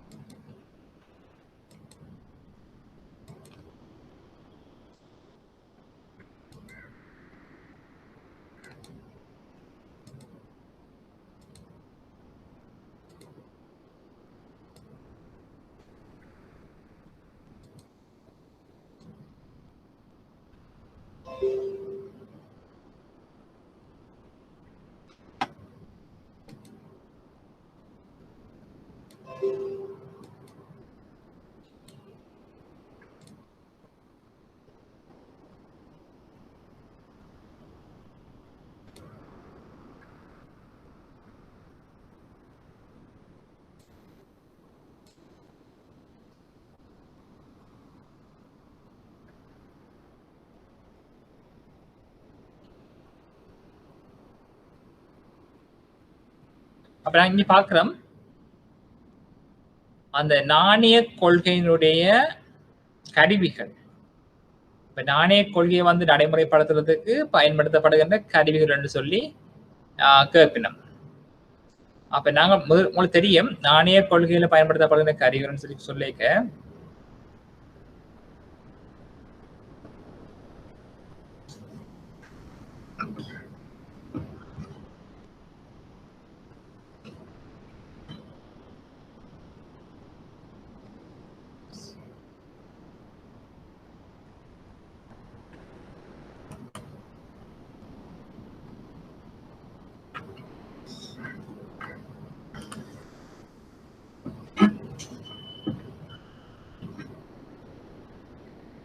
இங்க முதலாவது பார்க்க போற பிள்ளை நாங்கள் சொல்றது டிஸ்கவுண்ட் ரேட்னு சொல்லப்படுது. Discount rate. இந்த டிஸ்கவுண்ட் ரேட்னு சொன்னா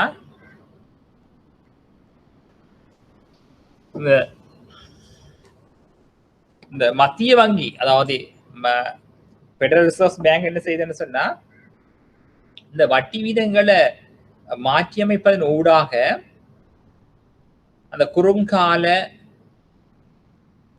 கடன் நடவடிக்கைகளுக்கு வந்து கடன் நடவடிக்கைகளை மேற்கொள்றதுக்கு உதவும். இது வந்து இந்த வட்டி விதங்களை மாற்றி அமைப்பதன் ஊடாக இந்த பெடரல் ரிசர்வ் பேங்க்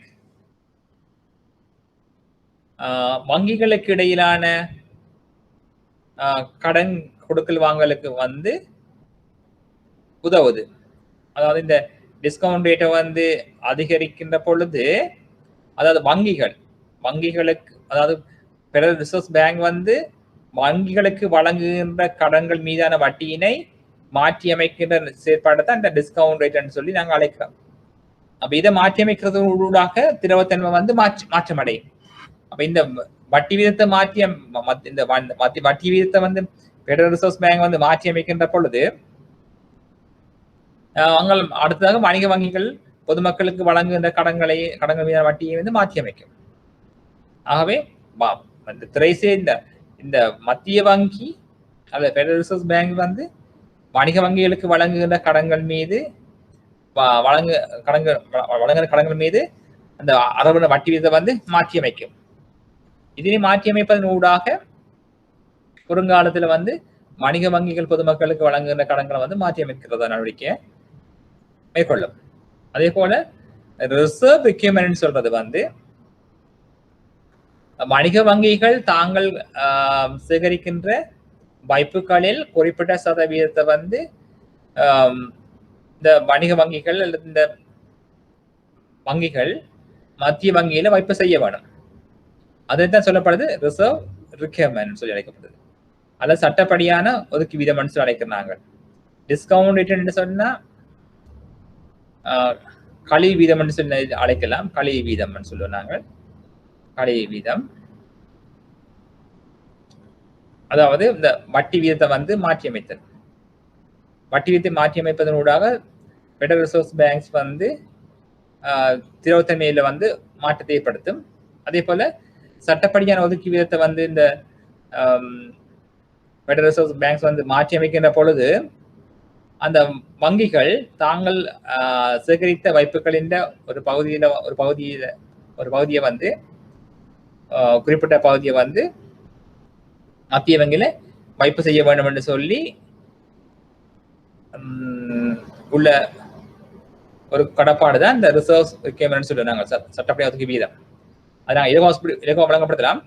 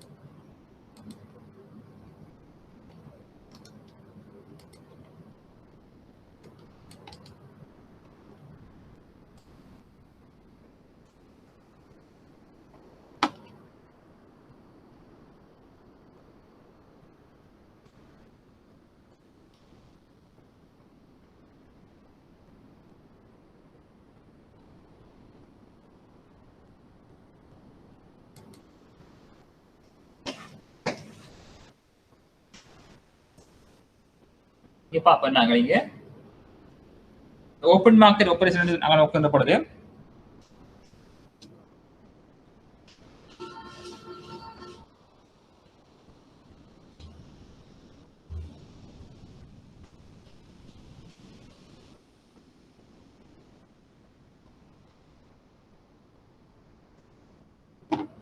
இங்க ஃபெடரல் ரிசர்வ் பேங்க் வந்து இந்த மானிட்டரி பாலிசியில வந்து அது நாணய மாற்றத்தை நாணய நிரம்பல வந்து மாற்றி அமைக்கிறதுக்கு வந்து பல்வேறுபட்ட கருவிகளை பயன்படுத்த ஒன்று சொல்லப்படுது டிஸ்கவுண்ட் ரேட் சொல்லுவாங்க. அதாவது கழிவு வீதம் சொல்லுவாங்க. கழிவு வீதம் என்று அழைக்கிறது கழிவு வீதம். அதாவது இந்த ஃபெடரல் ரிசர்வ் பேங்க் என்ன செய்யும் சொன்னா தான் வந்து ஏனைய வணிக வங்கிகளுக்கு வழங்குகின்ற இந்த வட்டி வீதத்தை வந்து மாற்றி அமைக்கும். அதாவது இந்த ஃபெடரல் ரிசர்வ் பேங்க் வந்து ஏனைய வங்கிகளுக்கு கடன்களை வழங்கும். இப்படி கடன்களை வழங்குகின்ற பொழுது ஒரு வட்டியை வந்து அந்த வங்கியிடமிருந்து ரிசர்வ் பேங்க்ஸ் வந்து பெற்றுக்கொள்ளும். இவ்வாறு பெற்றுக்கொள்ளுகின்ற வட்டியை வந்து நாங்கள் சொல்றது வந்து டிஸ்கவுண்ட் ரேட் சொல்லுவாங்க. இந்த டிஸ்கவுண்ட் ரேட்டை வந்து மத்திய வங்கி அல்லது பெடரல் ரிசர்வ் பேங்க்ஸ் வந்து மாற்றி அமைக்கின்ற பொழுது, அதாவது அதிகரித்தால் ரிசர்வ் பேங்க்ஸ் வந்து வட்டியை வந்து அதிகரித்தால் ரிசர்வ் இந்த ஏனைய வணிக வங்கிகள் வந்து பொதுமக்களுக்கு வழங்குகின்ற கடன்கள் மீதான வட்டியை அதிகரிக்க செய்யும். மாறாக இந்த வட்டி வீதத்தை குறைச்சால் மத்திய வங்கி வந்து ரிசர்வ் பேங்க்ஸ் வந்து குறைத்தால் வணிக வங்கி வந்து பொதுமக்களுக்கு வழங்குகின்ற கடன்கள் மீதான வட்டி வீதத்தை குறைக்கும். ஆகவே இந்த டிஸ்கவுண்ட் ரேட்டை மாற்றி அமைப்பதன் ஊடாக என்ன செய்யலாம், நாட்டில் பண நிரம்பலை வந்து மாற்றி அமைக்க முடியும். அடுத்தது ரிசர்வ் ரிக்வெஸ்ட் ரிசர்வ் சொல்லுவாங்க. ரிக்வெஸ்ட் ரிசர்வ் சொல்லுவாங்க. ரிக்வெஸ்ட் ரிசர்வ் வந்து நாங்கள் அல்லது மத்திய வங்கி அல்லது ரிசர்வ் பேங்க்ஸ் வந்து மாற்றி அமைக்கின்ற பொழுது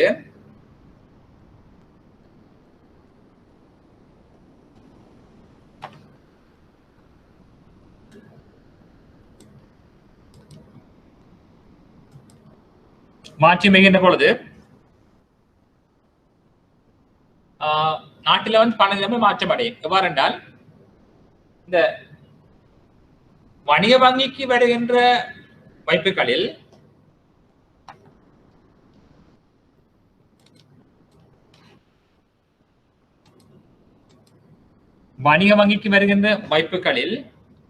குறிப்பிட்ட சதவீதத்தினை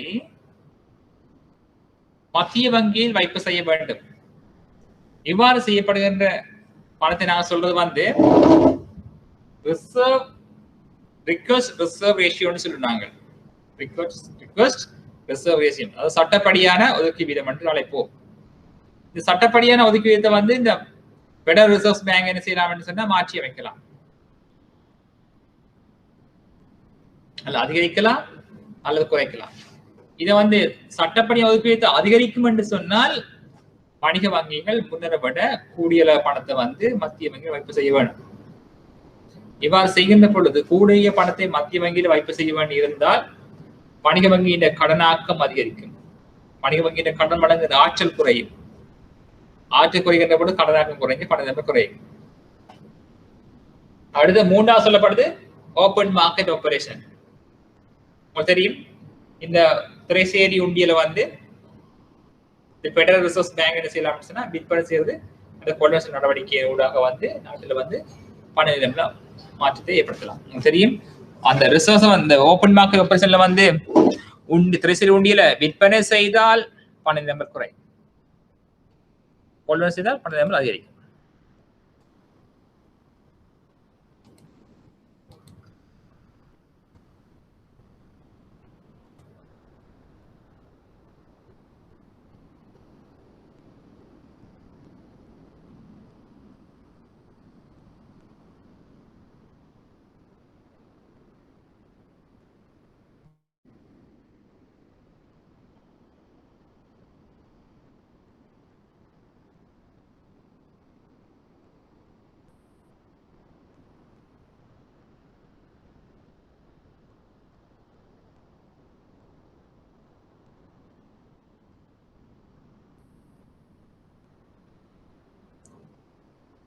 இந்த பெடரல் ரிசர்வ் பேங்க் என்ன செய்யுதுன்னு சொன்னா அந்த வாடிக்கையாளருடைய, அதாவது வங்கிகள்ல வந்து வைப்பு செய்த வாடிக்கையாளருடைய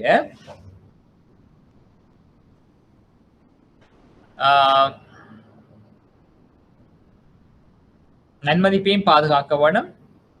அதே போல வாடிக்கையாளர் வந்து பாதிப்படையாத விடத்தில் வந்து பாதிப்படையாத வகையில வந்து நடவடிக்கைகளை வந்து மேற்கொள்ளுகின்ற செயற்பாட்டை வந்து இது வந்து மேற்கொள்கின்றது.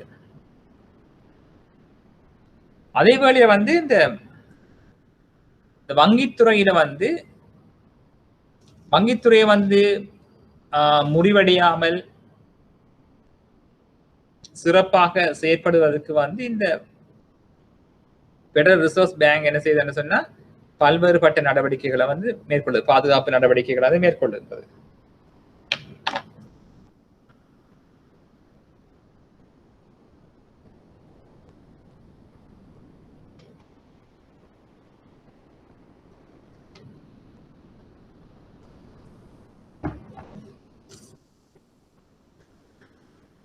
அதாவது வங்கிகள்ல வந்து வைப்பு செய்த வாடிக்கையாளர் வந்து பாதிப்படையாத வகையில வந்து நடவடிக்கைகளை வந்து மேற்கொள்ளுகின்றது.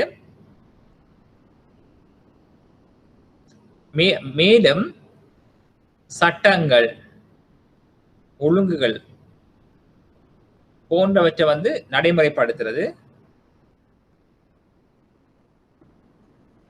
வங்கிகளுக்கு இடையிலான கொடுக்கல் வாங்கலை வந்து மேற்பார்வை செய்கிறது. வாடிக்கையாளருடைய கடன்கள் சம்பந்தமான விடயங்கள் வந்து மேற்பார்வை செய்து கட்டுப்படுத்தும் நடவடிக்கைகளை வந்து பெடரல் ரிசர்வ் பேங்க்ஸ் வந்து மேற்கொள்கின்றது.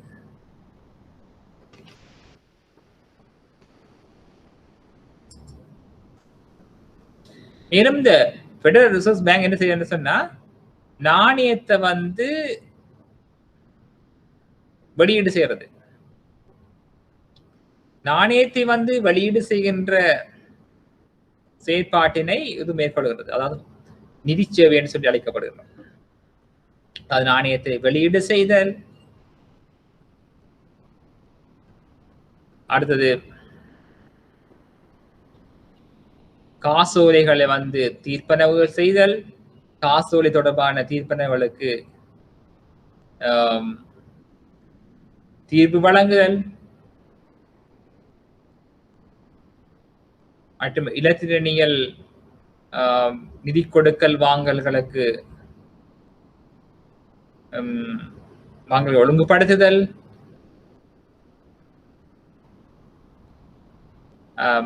வங்கிகளின் வங்கியாக செயற்படுகின்றது, அரசாங்கத்தின் வங்கியாக செயற்படுகிறது.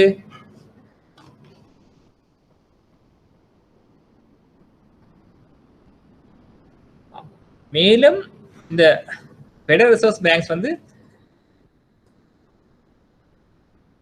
பொருளாதார தகவல்களை திரட்டி ஆய்வு செய்து அறிக்கைகளை வெளியிடுதல், பொருளாதாரத்தின் ஏனைய துறைகளில் நாட்டம் கொலை செய்து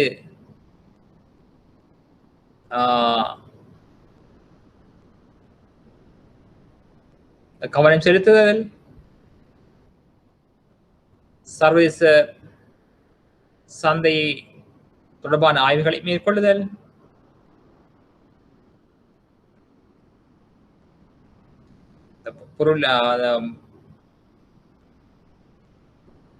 பொருளியல் மாறிகள், பொருளியல் கொள்கைகள் தொடர்பாக வந்து ஆய்வுகளை செய்தல் போன்றவை வந்து பெடரல் ரிசர்வ் பேங்கினுடைய கடப்பாடுகள் நடவடிக்கையாக காணப்படுகிறது. இந்த மானிட்டரி பாலிசி நாணய கொள்கை என்ன செய்யுதுன்னு சொன்னால், அந்த நாட்டினுடைய பண நிலம்பரில் வந்து தாக்கத்தை ஏற்படுத்துகின்றது, மாற்றி அமைக்கின்ற செயற்பாடுகளில் ஈடுபடுகின்றது.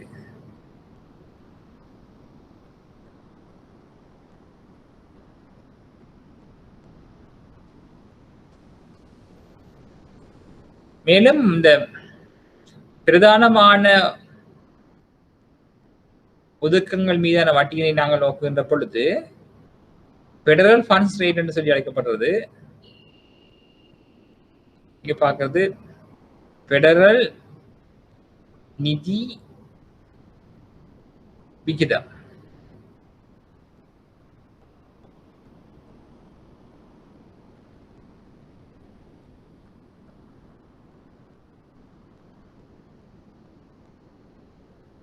அடுத்து டிஸ்கவுண்ட் ரேட் என்று சொல்லி அழைக்கிறது. இரண்டாவது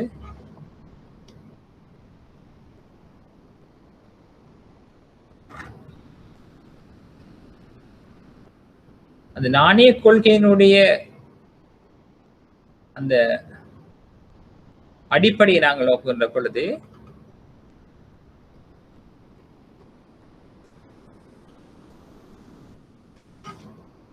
இந்த கீழ் அந்த பெடரல் ரிசர்வ் பேங்கினுடைய கிளை கிளை கிளைகளை கொண்டு பெடரல் ரிசர்வ் பேங்கினுடைய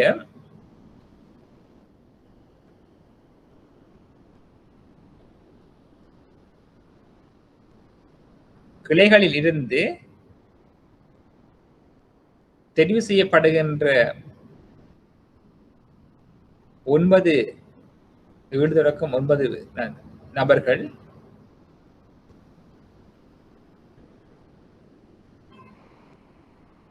பெடரல் ரிசர்வ் பேங்கினுடைய சிஸ்டத்துல வந்து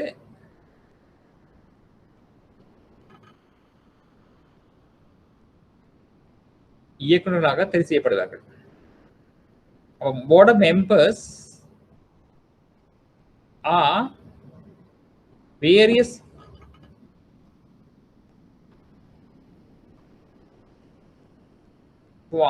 qualifications. They have several qualifications.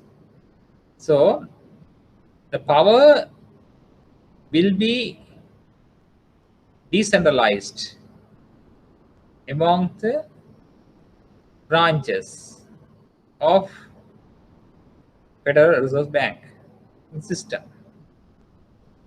The Federal Reserve Bank வந்து காணப்பட்ட கிளைகளை சேர்ந்த உறுப்பினர்கள் இந்த போர்ட் ஆஃப் டைரக்டர்ஸ்ல ஆக தெரிவு செய்யப்படுவார்கள்.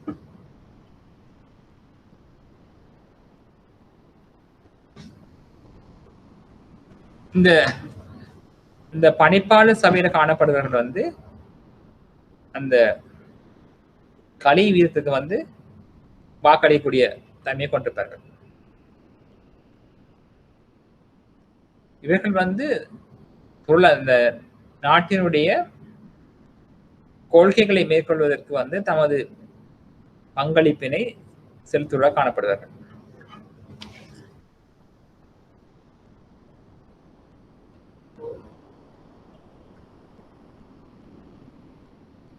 இங்க பார்த்தீங்கன்னு சொன்னா அந்த பணவீக்கம் அதிகரிக்கின்ற பொழுது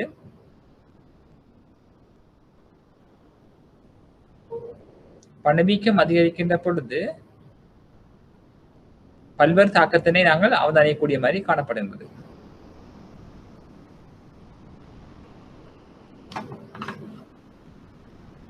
பணவீக்கம் அதிகரித்தால் விலைமட்டம் அதிகரிக்கும், விலைமட்டம் அதிகரித்தால் மக்களின் கொள்ள சக்தி குறைவடையும், பல்வேறுபட்ட பிரச்சனைகள் தோன்றும். இந்த பேங்கிங் இண்டஸ்ட்ரி பாத்தீங்கன்னு சொன்னா பிள்ளைகள், இந்த வங்கித்துறையினுடைய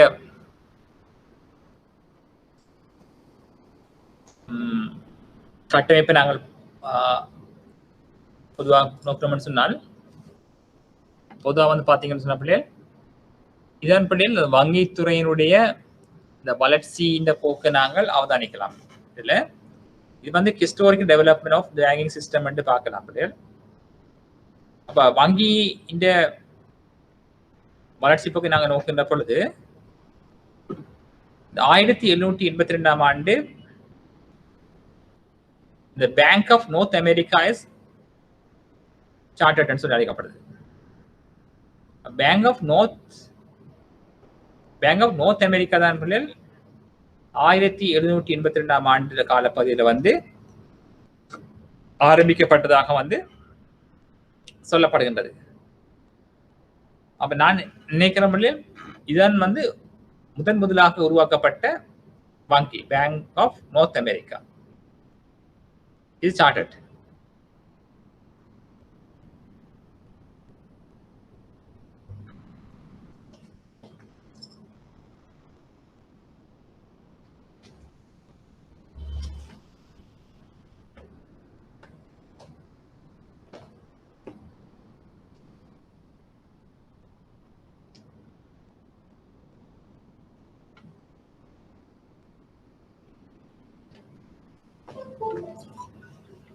அவங்க கட்டாயம் இந்த வரலாற்றை வந்து அறிஞ்சு வச்சிருக்க வேணும்.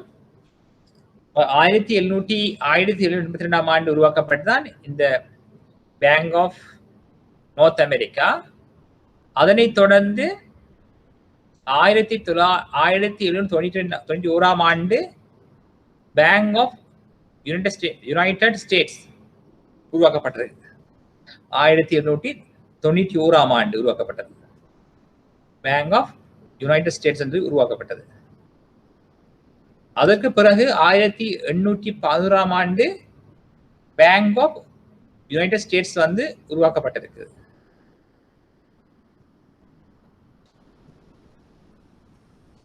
அதன் பின்னர் 1816 ஆண்டு second bank of the United States is chartered. அதனைத் தொடர்ந்து 1832 ஆண்டு Andrew Jackson was rechartering the second bank of the United States started debts in 1836. அதனைத் தொடர்ந்து 1863 ஆண்டு நேஷனல் பேங்க் ஆக்ட் அதன் கீழே வந்து 1863 ஆண்டு உருவாக்கப்பட்டது. National banks and office of the comptroller of the currency. 1913 ஆண்டு தான் உருவாக்கப்பட்டது. பெடரல் ரிசர்வ் ஆக்டின் கீழ் உருவாக்கப்பட்டது federal reserve bank, federal reserve system. இது வந்து 1913 ஆண்டு பெடரல் ரிசர்வ் ஆக்டின் கீழே உருவாக்கப்பட்ட சிஸ்டம், பெடரல் ரிசர்வ் சிஸ்டம். அதன் பின்னர் 1933 ஆண்டு வங்கி சட்டத்தின் கீழ்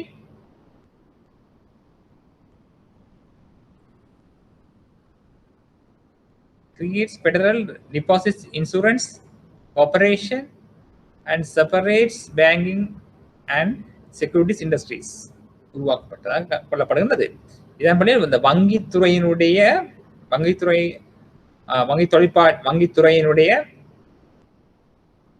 வரலாற்று பின்னணி இதை நீங்கள் சற்று அவதானித்து வைத்திருப்பது நல்லது.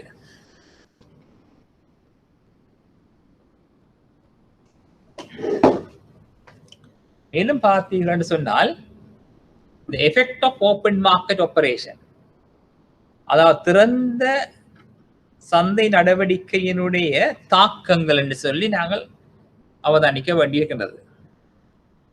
இங்கே பார்த்தீர்கள் என்று சொன்னால் இந்த ஓப்பன் மார்க்கெட் ஆபரேஷன் என்று சொல்றது வந்து இங்கே இருக்குது. இது வந்து பெடரல் ரிசர்வ் பேங்க் கருதி கொள்ளுங்கள். இது நீர அப்ப இது இந்த ஓப்பன் மார்க்கெட் ஆபரேஷன் சொன்னா தெரியும் உங்களுக்கு. இந்த கொள்வனவும் விற்பனவும் தான், purchase government securities and sales of government securities. கொள்வனவும் விற்பனை செய்யும் நடவடிக்கை தான் சொல்றது நாங்கள் திறந்த சந்தை நடவடிக்கை. அப்ப யாருக்கு இந்த விற்பனை செய்யப்படும் சொன்னா, ஒன்று வந்து வங்கிகளுக்கு விற்பனை செய்யலாம், மற்றது வந்து வங்கி இல்லாத நபர்களுக்கு விற்பனை செய்யலாம். இப்ப நான் பேங்க் பப்ளிக் என்று சொல்லுவோம் பொதுமக்கள் நாங்கள், அதே போல பேங்க்ஸ் சொல்லுவோம், வங்கிகளுக்கு விற்பனை செய்யலாம். அப்ப மத்திய வங்கி அல்லது ரிசர்வ் பேங்க் என்ன செய்யும் சொன்னா, பொதுமக்களுக்கும் அரசாங்க வங்கிகளுக்கும் வந்து இந்த உண்டியலை விற்பனை செய்யும் அல்லது கொள்வனை செய்யலாம். அப்ப பெடரல் ரிசர்வ் பேங்க்ஸ் வந்து விற்பனை செய்கின்ற பொழுது பொதுமக்களும் வங்கிகளும் கொள்வனை செய்யலாம். அப்படி கொள்வனை செய்கின்ற பொழுது இந்த பணம்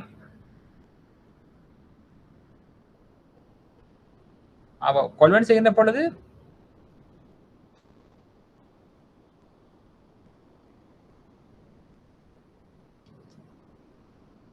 நாங்கள் எப்படி பார்ப்போம், இங்க இந்த நடவடிக்கை பாருங்கள். Purchase government securities, purchase government purchase security, purchase government securities. அப்ப இந்த பணம் என்ன செய்யுதுன்னு சொன்னா, கரன்சி சர்க்குலேஷன் இன்க்ரீஸ் பண்ணுதாம். அப்ப அரசாங்கம் வந்து பர்ச்சேஸ் பண்ணுதாம் உண்டியல வந்து. உண்டியல பர்ச்சேஸ் பண்ணிக்க பொதுமக்கள்கிட்ட வந்து கையில போய் நிறைய பணம் கிடைக்கும். Hold as currency, deposit sex இந்த பேங்கிங் சிஸ்டம். அப்ப பொதுமக்களுக்கு இந்த ஃபெடரல் ரிசர்வ் பேங்க் என்ன செய்யணும்னு சொன்னா காசை கொடுக்கும், அதே போல காசு விலையும் கொடுக்கும். அதே போல வங்கிகளுக்கும் காசை கொடுத்து உண்டியில வாங்கும். அப்ப hold as a wallet cash, deposit in federal account. அப்ப ரிசர்வ்ஸ் இன்க்ரீஸ் பண்ணுது, அதிகரிக்குது. வங்கிகளுடைய ரிசர்வ்ஸ் கூடுது, அதன் பொழுது பொதுமக்கள கையில் உள்ள காசும் கூடுது. பொதுமக்களின் பேர்ல வங்கிகள் வைப்பும் அதிகரிக்குது.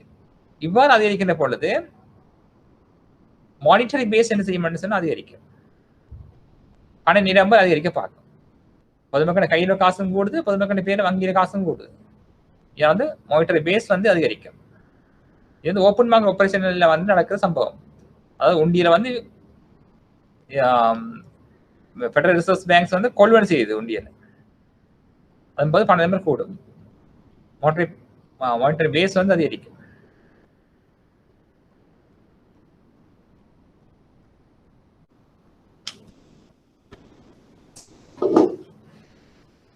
பாப்போம். இந்த ஃபெடரல் ரிசர்வ் பேங்க் இந்த சிஸ்டத்தை பார்த்தீங்கன்னு சொன்ன பிள்ளைகள், இந்த ஃபெடரல் சிஸ்டத்தை பார்த்தீங்கன்னு சொன்ன பிள்ளைகள் முதலாவது என்ன செய்யப்பட்டதுன்னு சொன்னால்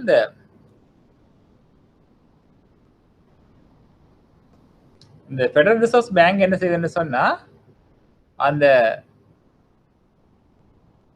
அதனுடைய அதிகாரங்கள் என்ன செய்யுதுன்னு சொன்னா அதிகாரங்கள் எப்படி இருக்குதுன்னு சொன்னா மத்தியில வந்து இந்த குவிக்கப்பட்டதா காணப்படுது வந்து. அதாவது அதிகாரங்கள் வந்து அதிகமாக காணப்படுது.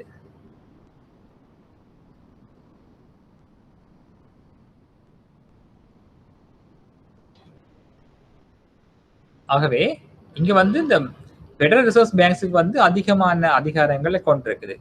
அப்ப இதான் வந்து தலைமை வங்கியா காணப்படுது. இது வந்து வட்டி வீதங்கள்ல வந்து தீர்மானிக்க, இந்த வட்டி வீதங்களை வந்து மாற்றி அமைக்கின்ற தன்மையை வந்து இந்த வங்கி தான் கொண்டிருக்கும். இது வந்து சுமார் 1913ஆம் ஆண்டு தான் உருவாக்கப்பட்டது உங்களுக்கு தெரியும். அந்த காலப்பகுதியில வந்து இந்த ஆரம்பத்துல வந்து பல்வேறுபட்ட அதிகாரங்களை வந்து இந்த ஃபெடரல் ரிசர்வ் பேங்க் கொண்டிருந்தது. பிறகு பார்த்தீங்கன்னு சொன்னால் இது வந்து இந்த தனியார் வங்கிகளை வந்து முகாமை செய்து வாடிக்கையாளரை பாதுகாக்கின்ற செயற்பாட்டிலையும் வந்து ஈடுபடுது. இதனுடைய கட்டமைப்பை நாங்கள் நோக்குகின்ற பொழுது இந்த வேற வந்து சொன்ன மாதிரி பார்த்துக்க நாங்கள் இது வந்து கவர்னர்ஸ் வந்து இங்கு இருப்பினும், அதே போல பகிரங்க சந்தை நடவடிக்கை பொறுப்பான ஒரு கமிட்டி காணப்படும்.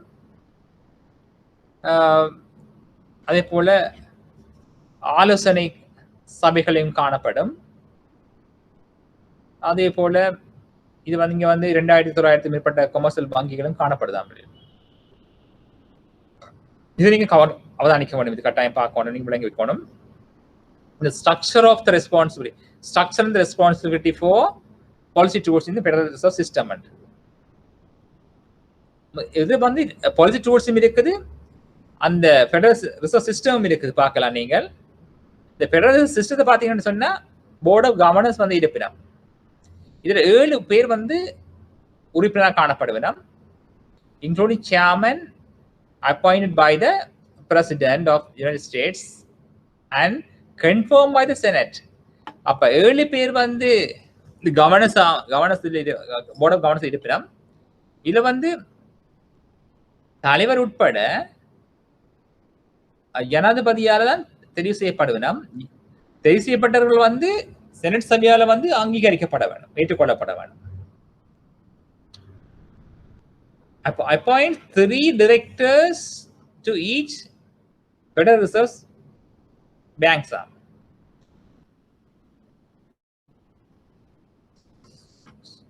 அந்த ஃபெடரல் ரிசர்வ் பேங்க்ஸ் இருக்குது. இங்க வந்து 12 ஃபெடரல் ரிசர்வ் பேங்க்ஸ் இருக்கும். அப்ப ஈச் வித் 9 டைரக்டர்ஸ் ஒவ்வொரு பேங்க்ஸும் வந்து 9 பணியாளர்களை கொண்டிருக்கும். Appoints presidents and other officers of the Federal Reserve Bank. அப்ப இந்த சிஸ்டம் அந்த ஃபெடரல் சிஸ்டம்ல வந்து 9 பணியாளர்கள். அப்ப இங்க வந்து பாத்தீங்கன்னா 12 ஃபெடரல் ரிசர்வ் பேங்க்ஸ் இருக்குமாம். இங்க மெம்பர்ஸ் பேங்க் வந்து கிட்டத்தட்ட 2500 மெம்பர்ஸ் கமர்ஷியல் பேங்க்ஸ் இருக்குதாம் இங்க. ஆகவே இந்த ஃபெடரல் ரிசர்வ் சிஸ்டமும் ஃபெடரல் ரிசர்வ் பேங்கும் Federal Open Market Committee 7 members of board of governors plus presidents of Federal Reserve Banks of New York and 4 other Federal Reserve Banks.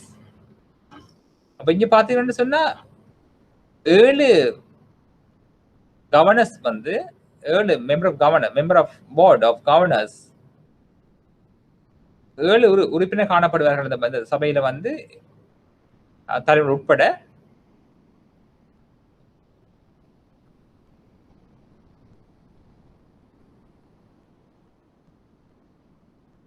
இங்க வந்து நியூயார்க்லயும் இருக்குது மற்றும் மற்ற 4 இடங்களையும் இருக்கும். இது ஃபெடரல் அட்வைசரி கவுன்சில் ஒன்று இருக்குது. அதுல வந்து 12 members இருக்கிறமா bankers, 1 from each district.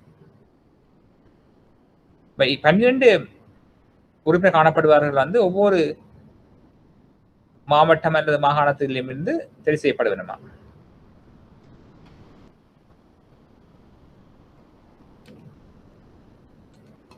இதுல வந்து இந்த பாலிசி டூல்ஸ்ல பாத்தீங்கன்னு சொன்னா ரிசர்வ் ரிக்யூர்மெண்ட் வந்து ஒரு பாலிசி டூல்ஸா காணப்படும். மற்றது open market operation, discount rate, மூன்றும் வந்து 3 கேட்டகரிகளாக காணப்படுது. அதாவது நாட்டினுடைய பண நிரம்பல வந்து மாற்றி அமைக்கிறதுக்கு பயன்படுத்தப்படுகின்ற கருவிகளாக இருக்கும். அந்த ஃபெடரல் ரிசர்வ் சிஸ்டத்துல பாத்தீங்கன்னு சொன்னா இந்த போர்ட் கவர்னர்ஸ் என்ன செய்யணும்னு சொன்னா இந்த ரிசர்வ் ரிக்யூர்மெண்ட்டை வந்து மாற்றி அமைப்பினார். மாற்றி அமைச்சு நாட்டு பண நிரம்பல மாற்றி அமைப்பினார். அதே போல ஓப்பன் மார்க்கெட் ஆபரேஷன்ல வந்து ஆபரேஷன் வந்து தாக்கத்தை ஏற்படுத்தும். அது எங்கன்னு சொன்னா ஃபெடரல் ஓப்பன் மார்க்கெட் கமிட்டி வந்து அது டூல்ஸை பயன்படுத்தும். உண்டிய விற்பனை செய்ய கொள்ள சேர்த்தம் செய்யும். அதே வேளையில வந்து போர்ட் ஆஃப் கவர்னர்ஸும் ஃபெடரல் ரிசர்வ் பேங்க்ஸும் சேர்ந்து டிஸ்கவுண்ட் ரேட்டை வந்து மாற்றி அமைப்பதன் ஊடாக என்ன செய்யலாம்னு சொன்னா நாட்டு பண நிரம்பலில் தாக்கத்தை ஏற்படுத்தும். இது வந்து மிக முக்கியமான விடையை நீங்க அறிஞ்சு வச்சிருக்க வேணுவீங்க. இதாங்க உங்களுக்கு அனுப்பி வைப்போம். ஆகவே போர்ட் ஆஃப் கவர்னர்ஸ் என்ன செய்யணும்னு சொன்னா அந்த ரிசர்வ் ரிக்யூர்மெண்ட் வந்து தீர்மானிப்பினார்.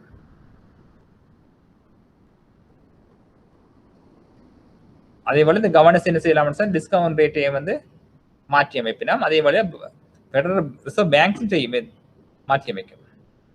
ஓப்பன் மார்க்கெட் கமிட்டி இந்த உண்டியர்களை வந்து விற்பனை செய்யறது கொள்ள செய்ய நடவடிக்கை ஈடுபடும். அதுக்கு மேலதிகமாக வந்து ஃபெடரல் அட்வைஸ் கவுன்சிலும் இருக்குதாமே இங்க. அது வந்து ஃபெடரல் ரிசர்வ் பேங்க்ஸுக்குள்ள வருது.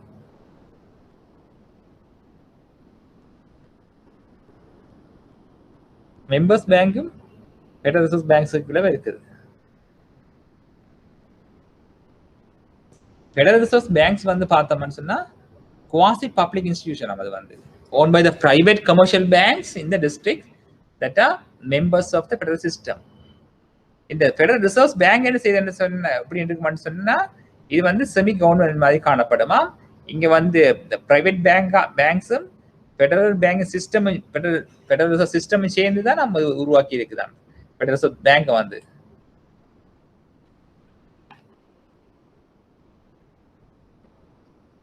ஆகவே இங்க பார்த்துக்கொண்டாங்க அந்த 6 டிஸ்ட்ரிக்ட்ல இருந்து ஈச் டிஸ்ட்ரிக்ட்ஸ் வந்து 3 more appointed by the board of governors.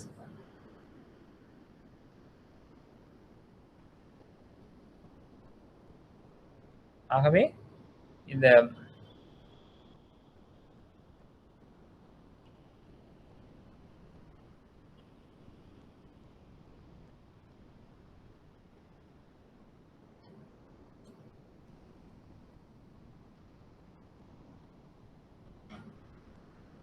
இங்குதான் இந்த ஃபெடரல் ரிசர்வ் சிஸ்டம் காணப்படுது.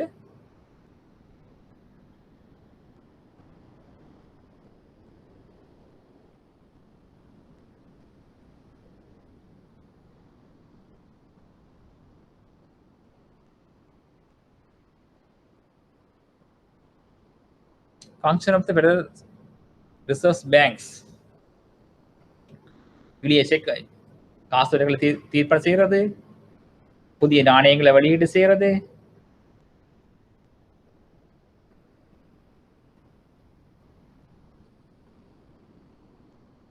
நாணயத்தை வந்து சுற்றோட்டத்தில் இருந்து வெளியேற்றுறது,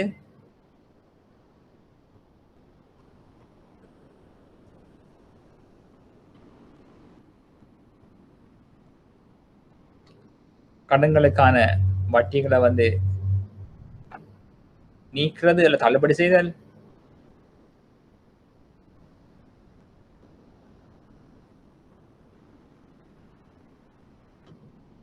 வங்கிகளை விரிவாக்கம் தொடர்பான நடவடிக்கைகளை அவதானித்தல், மதிப்பாய்வு செய்தல்,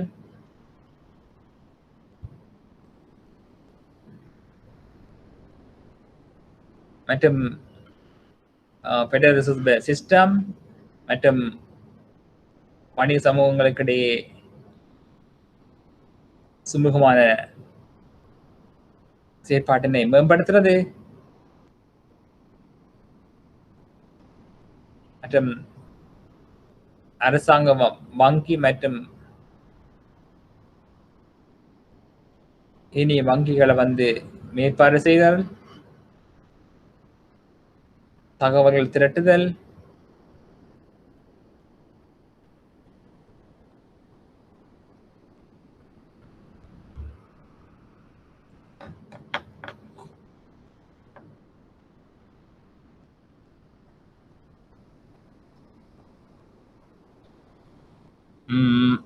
நாணய கொள்கை சம்பந்தமான ஆய்வுகளை மேற்கொள்ளுதல்,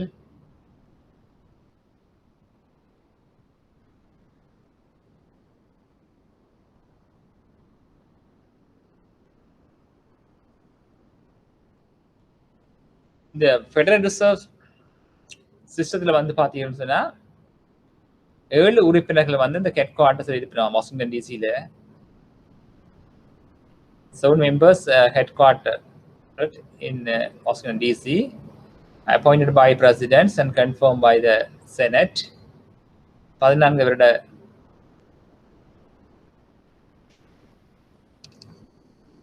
காலத்தை கொண்டிருக்கும். 14 வருடத்துக்கு மேல அதுல வந்து நீடிக்க முடியாது. மாவட்டங்களுக்கு மாற்றங்களை ஏற்படுத்திக் கொள்ளலாம்.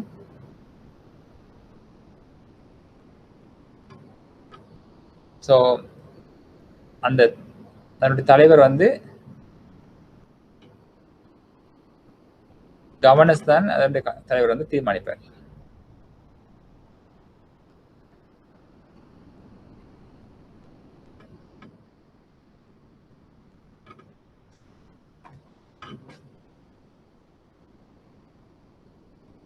சேர்மன்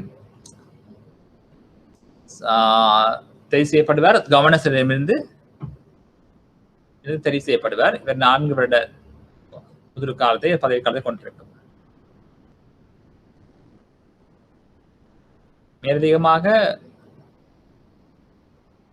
தேசிய வங்கிகளுடைய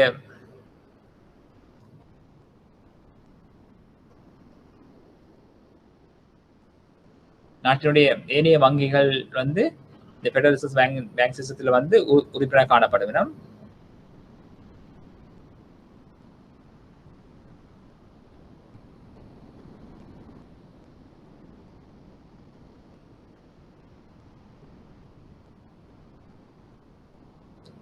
கடமைகள் நாங்கள் நோக்கின்ற பொழுது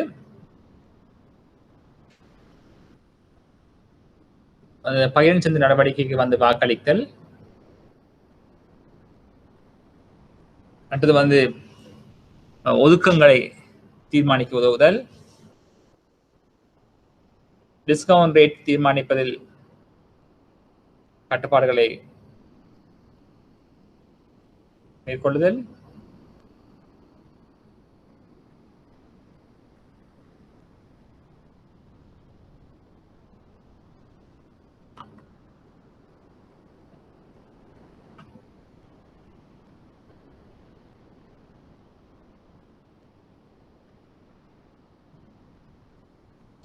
அந்த போர்ட் ஆஃப் கவர்னர்ஸுடைய அந்த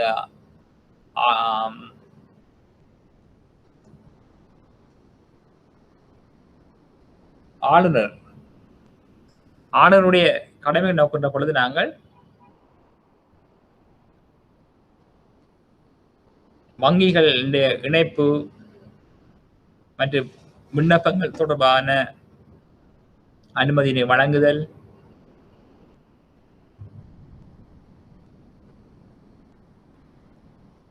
வங்கிகளுடைய செயற்பாடு நடவடிக்கைகளுக்கு அனுமதி வழங்குதல், மற்றும் மேற்பார்வை செய்தல், நாணய பொருளாதார கொள்கை தொடர்பாக ஜனாதிபதிக்கு ஆலோசனை வழங்குதல்,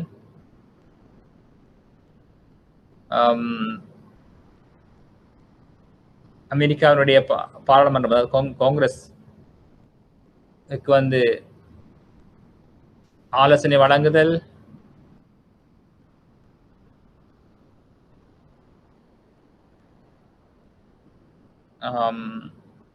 மற்றும் பெடரல் ரிசர்வ் சிஸ்டத்தினுடைய பேச்சாளராக செயற்படுதல்,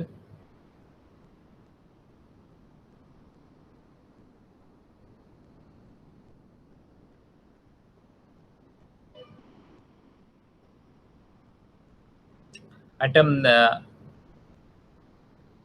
யுஎஸ் அரசாங்கத்தின் சார்பாக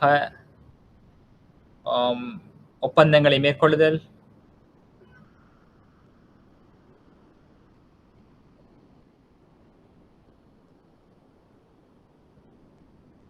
ஒரு வருடத்திற்கு 8 தடவைகள் கூட்டங்களை மேற்கொள்ளுதல், சந்திப்புகள் ஏற்படுத்துதல்,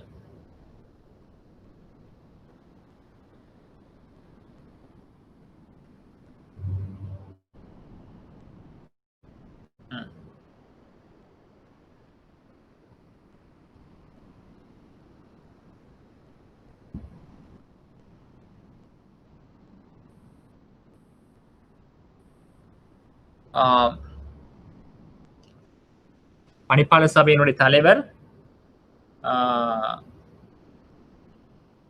பகிரங்க சந்தை நடவடிக்கை குழுக்களின் தலைவராக செயற்படுதல்,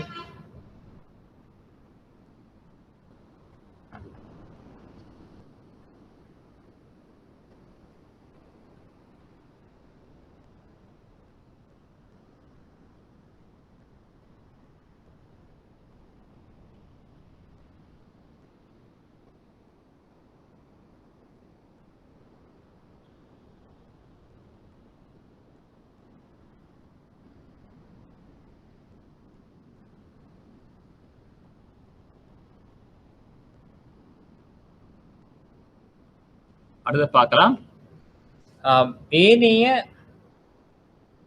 மத்திய வங்கிகள், structure and independence of other foreign central banks. இதுல பாத்தீங்கன்னு சொன்னா கனடா பொறுத்தவரையில வந்து பேங்க் ஆஃப் கனடா இதனுடைய திரைப்படம் பாத்தீங்கன்னா எசென்ஷியலி கண்ட்ரோல் மானிட்டரி பாலிசி, அதாவது நாணய கொள்கையை வந்து கட்டுப்படுத்துதல் தான் முக்கிய நோக்கமாக காணப்படும். அடுத்து பார்க்கலாம் நீங்கள் இங்கிலாண்டை பொறுத்தவரை எடுத்தோம்னு சொன்னா bank of England, some instruments independence. Bank of England வந்து Bank of Japan, so the recently gained more independence. The trend towards great இண்டிபெண்டன்ஸா அப்ப எல்லா பொதுவா வந்து இந்த அந்த இண்டிபெண்டன்ஸ் சொல்லிக்க வந்து நாங்க பார்க்கலாம் வந்து சுயாதீனத்தன்மை வந்து அதிகரித்துன்னு போகுது.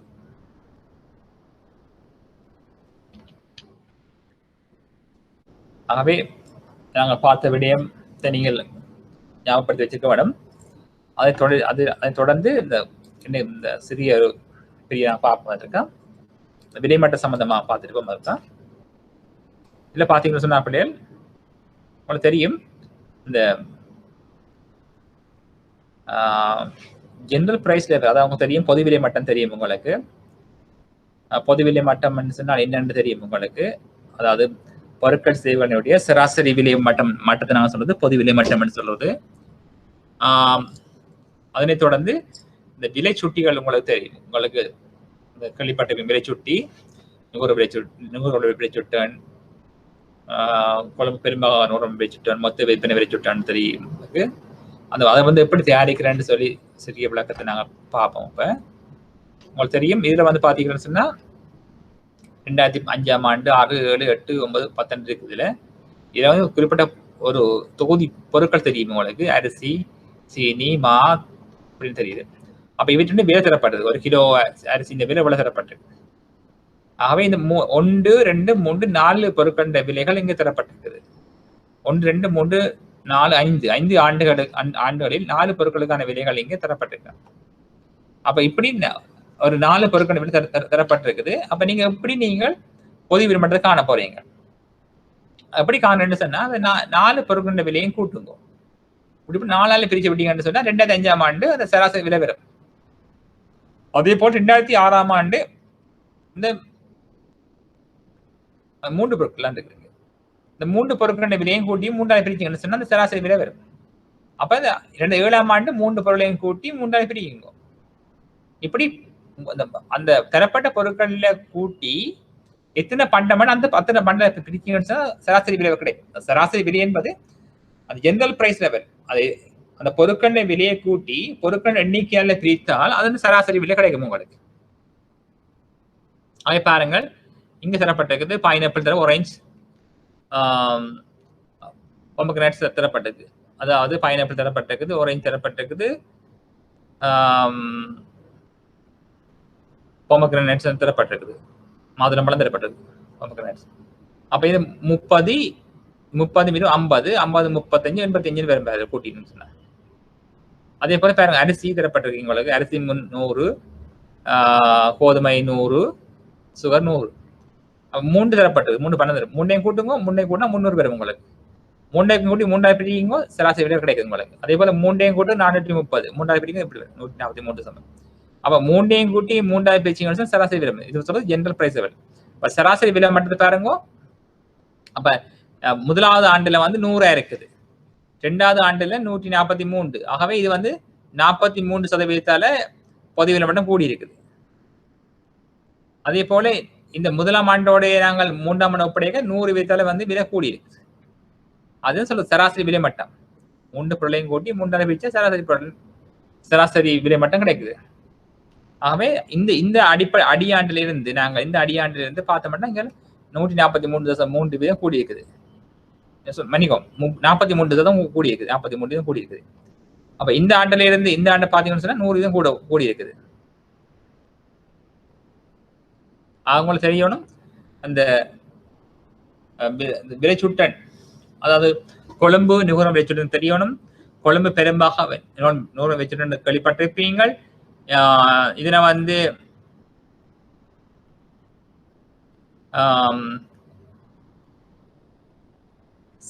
சனத்துவை புள்ளிவர திணைக்களம் வந்து இதனை வந்து கணிப்பீடு செய்கின்றது. கொழும்பு நுகரம் விலைச்சுட்டன் வந்து 1952ஆம் ஆண்டிலிருந்து கணிப்பிடப்படுது. தற்பொழுது வந்து 2002ஆம் ஆண்டினை அடியாண்டாக கொண்டிருக்குது.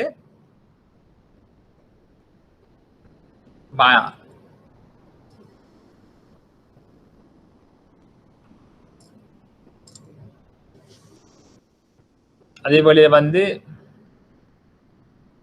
1300 குடும்பங்கள் வந்து அதுக்கு அந்த சாம்பிள்ஸ் மாதிரிக்காக செய்யப்பட்டிருக்குது. நீங்க அறிஞ்சிருக்க வேணும். பணவீக்கம் தெரியும், உங்களுக்கு கேள்விப்பட்டிருப்பீங்க. பணவீக்கம் பார்த்துருக்கிறோம். பணவீக்கத்தை அளவிடு நாங்கள் பார்த்துருக்கிறோம். பணவீக வகைகள் பார்த்துருக்கிறோம். பணவீக்கம் எந்த விடயங்களை தாக்கத்தை ஏற்படுத்தும் சொல்லி இங்க பார்த்துருக்கிறோம். பணவீக்கத்தின் அதாவது உங்களுக்கு தெரியும்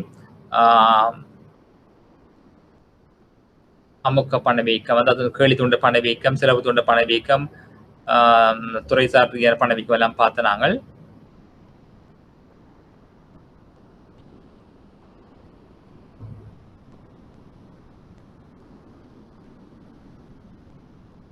இது பணம் தொடர்பான விடயங்கள் பார்த்து.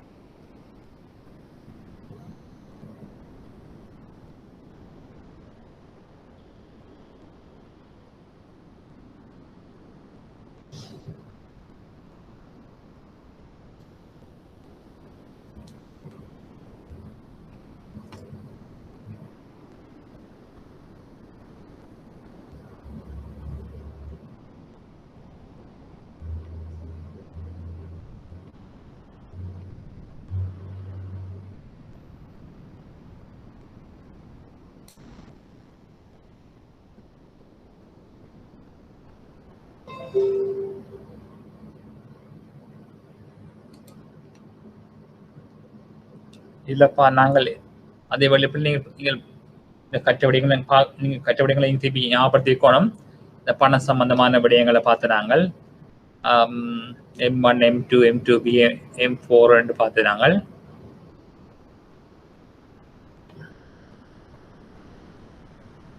இதை நீங்கள் ஞாபகப்படுத்த நீங்கள் இருக்கா?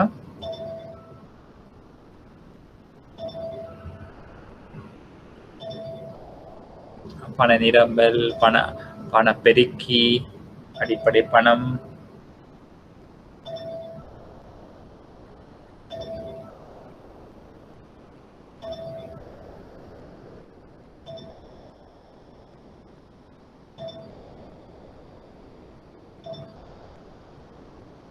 பெயர்ல வட்டி வீதம், பணவீக்க வீதங்கள்.